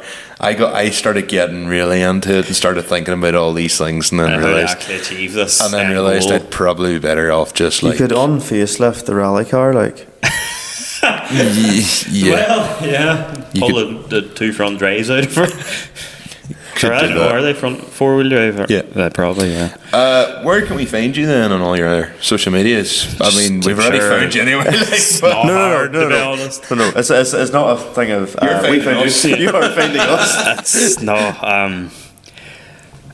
TikTok is probably where I'm most known outside of like the business. Actually, most of my TikTok probably don't even know I have a car parts business. Really? They just think I'm this drifter guy who is somehow some unlimited money to go drifting all the time. Such a wrong perception, but anyway. I TikTok CDMSport, and then just Instagram, Facebook. You search CDMSport anywhere, it'll probably come up. Like, you'll not be too far away. And then we did recently start a YouTube channel, and just before I came here I was exporting the YouTube video from Japfest and it crashed, and I was like, I'll deal with you future Connor's problem. So now I've just reminded myself of that, and I'm quite sad. Here, look, we spent a lot of time Yeah, worrying it about happens. videos. Yeah, you well know the crack there, but yeah, just search CDMSport wherever and you'll get us. Like, Conor, thank you very much. That was a pleasure. So, if you ever want to be an entrepreneur, That's. There's more to the story that we didn't really want to get into in the podcast, but honestly, for you actually took that lead really well. I was like, yeah, I've said this, and for what Conor has achieved in a very short space of time. But don't get me wrong, he's given his life to it. You know, it's not as if he's sat and has, like, you know, a heap of people doing a load of stuff for him. It's not that way. He's absolutely flat out, and he's completely. constantly working and getting stuff done. So, like, fair play to him. Didn't want to say it at the start of the podcast, but I can say it now. CDMSport's going to be coming on as a sponsor to Limited Slip Differences. So in the next coming weeks, not only will Conor be annoying you on the Facebook posts, etc., we'll also be annoying you in the podcast by talking about CDMSport. because CDMSport is hard to beat. CDMsport.life is life. Yeah, so to be fair, we could have, like, that conversation could have went on we could have doubled that. Yeah, he So- thought he was talking for 45 minutes, not 2 hours. Same as JC Slick, remember, and like, Yeah. and everybody else. They go, well, sure, I was only half an hour. It's like, we've been here 2 hours. Yeah. Falvey, 3 hours. Pretty much, yeah. Mental, like. We'll get on to, like, I suppose the kind of the correspondence and bits and pieces the ones have sent me and all through this. Yes, I'll be perfectly honest. I understand that most of the time I have fuck all to share. This time is no different. But I have an excuse this time, Michael. What's that? So I've basically been fucking flat out at home for a week. We farming that. Sure, it wasn't near yourself at all. The first one. And I am now sick. True. It also turns out that whenever you turn 30, nights out just aren't the same anymore. Oh no, you're maybe okay by Wednesday, like. It's now Thursday. Oh, okay, fair enough. Like, to be fair, no, in all jokes, or in all seriousness, like, enjoyed Easter Sunday night, but wow, like, I had very little, and like, I've never had a Chinese hangover, you know, from Chinese food. Somehow I had a Chinese hangover, and then now I'm dosed. Good job we're social distancing, so I don't give it to you. The 2 meters apart, etc. The big old fucking stick people used to have. I don't know if I told you this, or maybe you've seen this. Well, if we're going by the fucking history of things, you never tell me fuck all. Ian, I can't even get in this group. Ian Corcoran. How am I going to get into the group then? I can't even get into the group. Just listen. Okay, sorry. Ian Corcoran sent me a thing. Someone has made a That's 132 right, scale replica of my car. I thought it was cool enough Owen Brennan making the tractor, but like, this man, the level of detail he's went into, he's even done the boost gauges, he's got my wheels, absolutely everything, and I can't even get on to the page. You can't be accepted? No, they haven't accepted me. Add him on Facebook then. I was thinking about doing that. No, add him on Facebook. Not every day somebody makes a fucking 1 to whatever Literally, scale. it's my number plate, everything, because I wanted to comment under the post saying the car doesn't look like this at the minute, and it's me standing in front of the car and car on the left. But like, the detail he has went into is unbelievable. That is essentially the ultimate compliment. That's what I thought too. But yeah, look, it's, as you say, yeah, it's like ultimate compliment. Well, it's like, it's not like they're fucking making a model of my car. To be fair, if they make a model of my car, then it'll suit fucking every other Cosmic Grey. But your man EP3 even Type R. has my number plate and all on it, like. Oh, well, to be fair, like, you know, you could fucking do a wee bit of white paper. And I would nearly maybe message him and say about buying it, but I'm sure. You're literally the person who owns the car, and you're afraid to message a boy that has took the time to make a model of your car. Yeah, he might, like, maybe he might be low key embarrassed or something. Why would he be low-key embarrassed? Because he might think that maybe he was creeping, because I don't have him as a friend on Facebook, so he's seeing all them posts probably through my Instagram or stuff like that there, you know. But the level of detail he went into is insane. As I say, he's got the way the boost Can you gauges. imagine that maybe he's been like, you know, it's amazing that someone has went so different No, I with stalked something? this man's Facebook. He has done loads of Sierra and Escort Cosworth models. Seems to be what he does.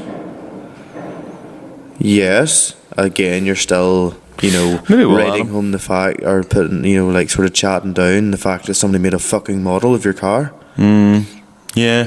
It's not like you used fucking Play-Doh and tried it. No, it's actually a proper. It's a very nice compliment. To be fair, I just was very shocked when I seen it. Like I was like, fucking hell, like. You know, you've But weirdly, they made it on the Ragunas and not the body clubs. because the Ragunas is more standout-ish because obviously stanced. Be going back to that style again, I think. While still being able to drive. Michael, my friend, you have talked about turning that car into a drift car.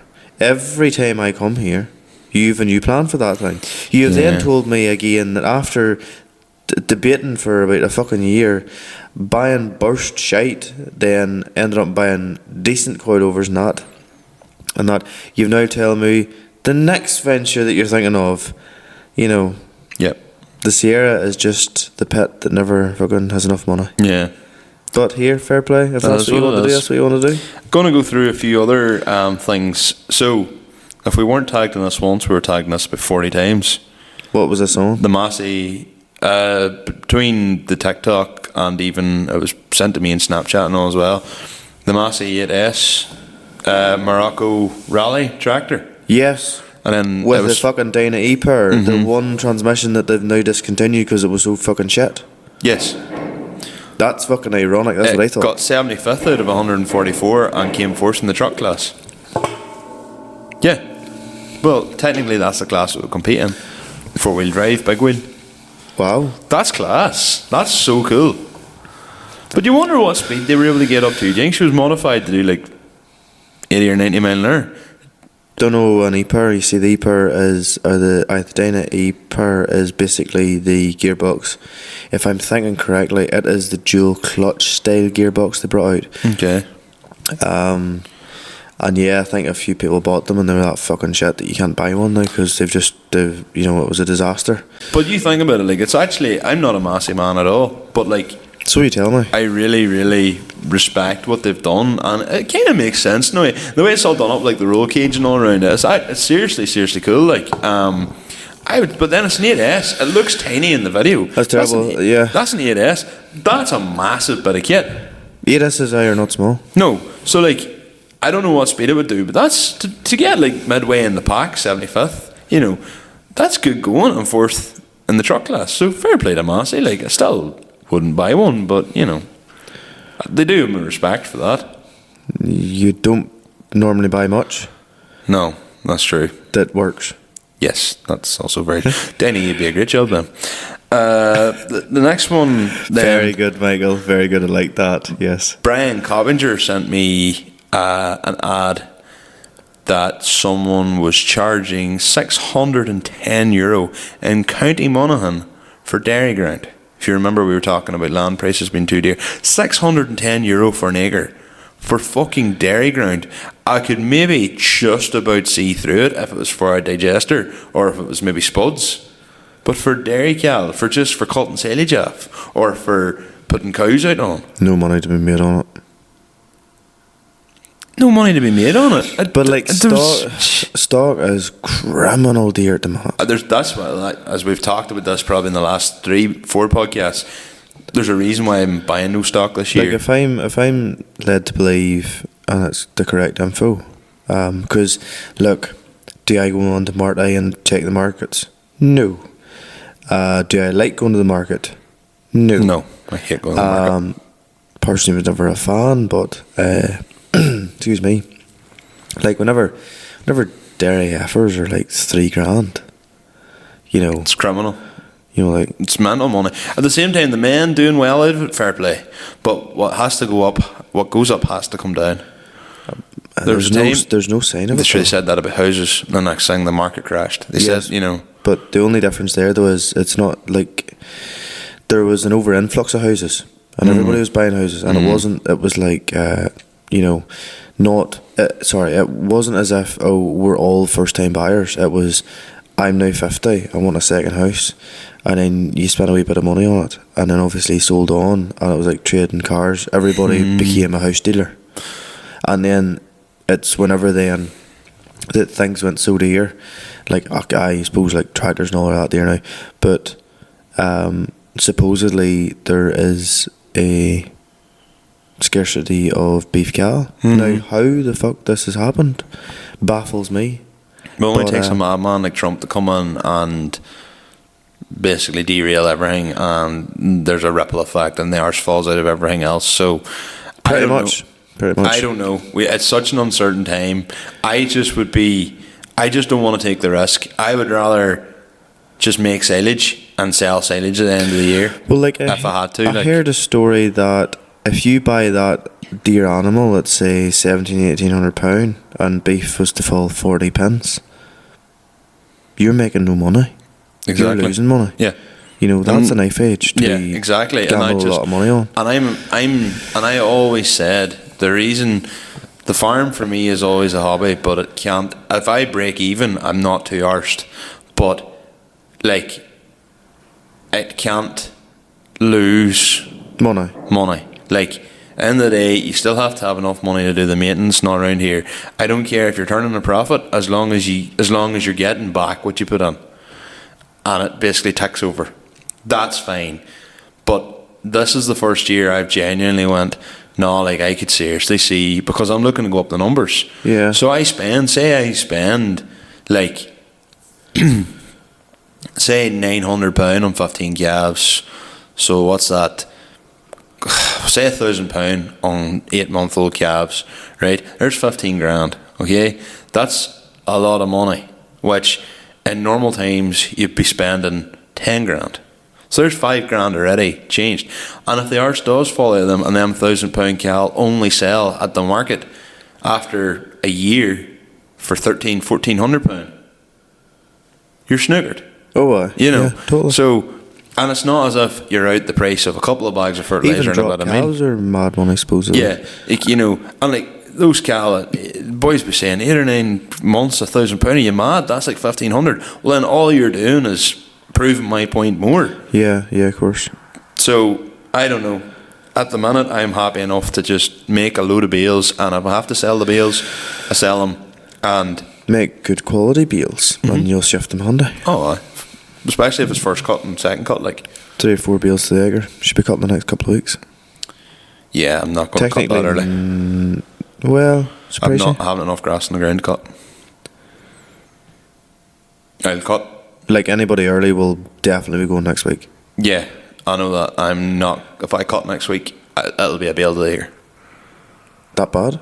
It's just slow around here because the ground gets that saturated.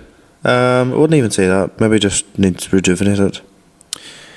That's happening because it's like that.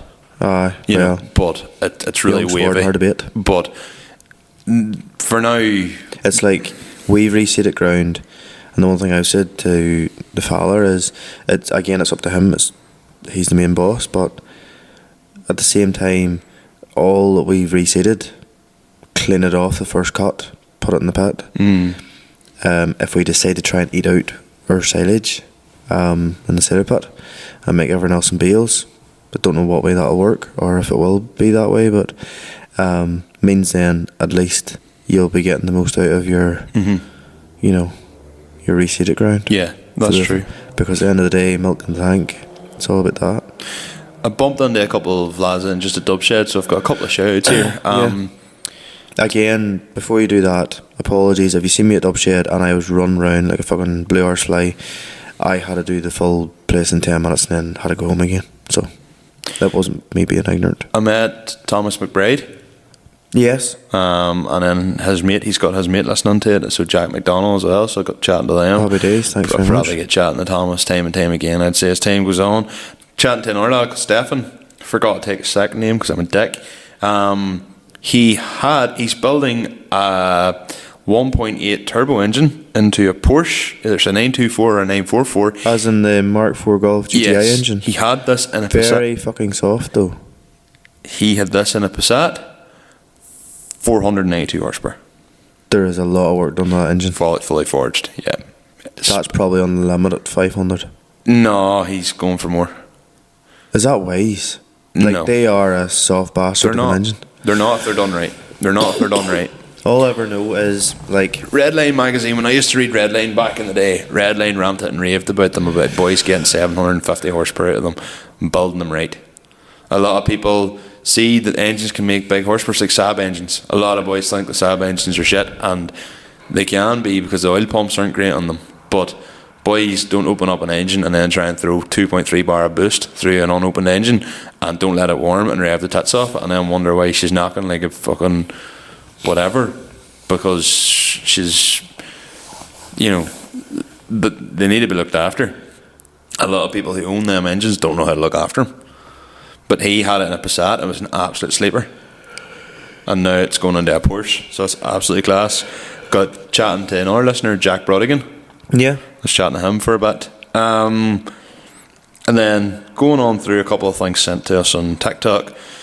There was like, so I can't mind if it was Haynes or who it was, basically done this piece on a Sierra RS 500, right? And basically half the car was like either covered in perspex or cut open. So the bonnet was cut open, and half like the you know, the wings was cut open. It was basically, they were doing this ad where they were driving along and showing the car, and it was like showing the internals of the car while the car was driving along. Turns out that this RS 500, whether it was a replica or not, but I think it was a genuine RS 500 that they used for the filming, had a second gear stick in it that you couldn't see, and had a Fiat, I think it's a Fiat twin cam engine in the boot, and that was what actually was powering the car. So this whole big thing on this Cosworth, like advertisement, wasn't even, the engine wasn't even running. It was like a rear engine. Yeah, I thought that was strange. A fella Master Matt 2011 sent that to me. Chrissy Mulligan sent me a few things, but the one that I thought was the funniest was, you know, the Troublemakers, Bricks kind of crowd, Yeah. that sort of, you know, the boys up in Derry, absolute headers, some funny bastards. I would know a couple of them very well, but they posted a video there the other day of these boys, and they're out, and it's like Saturday night staging, and they're driving this Yaris through the woods, like in Donegal somewhere. And the next thing your man's just going, "Hey sir, I think that car's on fire. Hey, I think that car's on fire. You need to get out there. I think that car's on fire." And your man just like big thick sort of Derry Donegal accents, and they're like, stop, get out, stop the fuck, come on. And they go out and look, and they open the bonnet, and they're like, "That's not on fire. Radiators fell out of her." These boys have been driving along like these back roads, like absolutely riding the shit out of this wee Yaris with no radiator, because the radiator fell out of the car. Oh, lovely. And the Yaris still kept running. Toyota. What a fucking machine. The final thing I'm going Chris Milligan actually also messaged me. Yes. And he heard in one of the podcasts that about me going to Star Wars, I think, the midnight showing. Yes. I think this is what it is, yeah.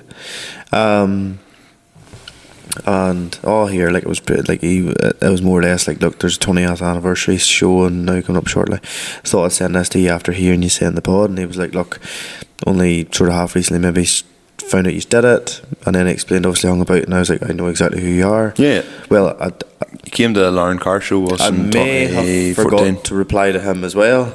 It came up on my phone then. Jeremy Holland has sent a bajillion Snapchats and haven't actually had a chance to open them, and the last time I looked there was 70. I'm well caught up with all of Jeremy's stuff. It's me. Excuse me. I'll fast forward. It's a lot of stuff of his Wayne's cutting the lawn. I assumed that when I seen his story. But before you say any more, actually, interesting thing. In that chat with Chris Milligan, the last thing he sent to me was this time 10 years ago. Yeah, Ultimate Car Show or something No, like that. this time 10 years ago. Oh, this time 10 years ago. A couple of weeks ago, this time 10 years ago. And I was like, fair dues. You know, it's not that I completely, you know, you forget just, I will say one thing, you forget that whenever you make a connection with somebody, anybody at all, through something, it's amazing that they would, go out of their way and to message you whenever times are tough. Yeah. And I seen that and I went, fair fucks, because he didn't know me that well, and he messaged at the time. No, fair play to him. He sent me another video actually of this boy going. He just literally is like, oh yeah, he's like, I have a problem with the truck, and he connects the battery terminal to his truck, and literally the second he connects the battery terminal, the ignition turns on, and he goes, "This reminds me of your story with the Sierra." And I went, yes, nowhere that just doesn't turn off. Yeah. So power, it just cranks the car and doesn't stop cranking. Apparently, it's a problem with a lot of Ford trucks. They have the starter basically jams on. Oh, fuck. Like the solenoid just jams on. Final one, finish on a story. David Gannon, listener, he said, listen to the story where you lost your exhaust lifting a wee girl. He says he wants to. That was not the day or yesterday, actually, right? Yeah. He says he's a story he reckons will beat that one. Okay, yeah. So he was saying one night, I'm paraphrasing the entire story, he walked me through the entire thing, but basically he has an EJ9 Civic. Okay, yeah, go ahead, yep. Spent a lot of money getting it resprayed. Okay. Right, got it resprayed, got it done up, got it left, man. Sent me a few photos of it. I don't think it's sprint blue. Can't remember what the colour is, but it's class. Lowered wheels, etc. He got it done. Feeling Billy Big Balls, decided he was going to go and lift this wee doll. And a couple of the boys he's friendly with seen him driving, seen a wee doll beside him, were like, oh, come on, follow him, see where he's going, come on, it'll be funny, And anyway, David goes out to this wee, sort of secluded area, as you do, let's be honest. And the next thing, the two mates land up and they're like, oh, it'll be real funny if we reverse him beside him. One of the boys parks tight on one side and he goes, Lord lad, he goes, best of a club, horrible driver. Oh, reverses in, puts his quarter panel right down the side of the fully resprayed Civic. And he says he was that angry, he just got up, he said he just turned the car on, and he says he just drove home in silence. He said, drop the wee doll off. He goes, never even looked at her ever again. He goes, bad omen. He goes, you talk about being cross. And I was like, I don't think I'd have spoke to your man I'd have been furious.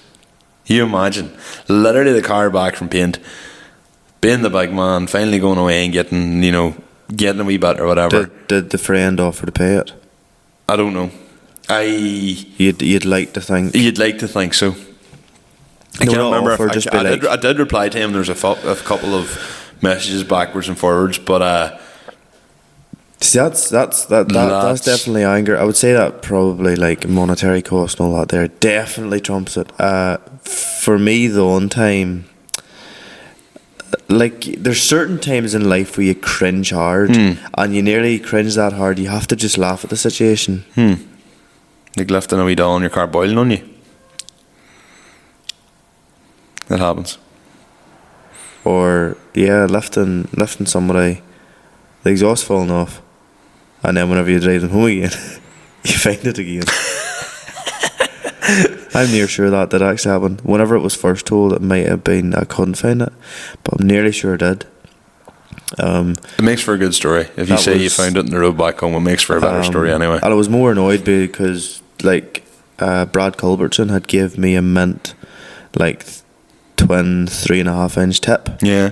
And it perfectly fitted over it, and we rattled the fuck out of it. But it just turned out that the 4-inch pipe that David Boyd had welded on to the original exhaust just went rotten. Yeah. After a couple of years. Just happens. It's mine still call it there, because I'm dying. Yeah. I have so much to edit. So, Conor, where can we find you in the socials?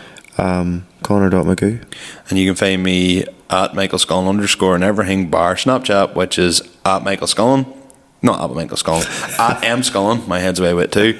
You can get the pod and absolutely everything on Limited Slip Differences. Does what it says in the tin. I'm starting to get tired. You're starting to get tired. We're out of here. Best luck. Thank you very much for listening to my bad voice.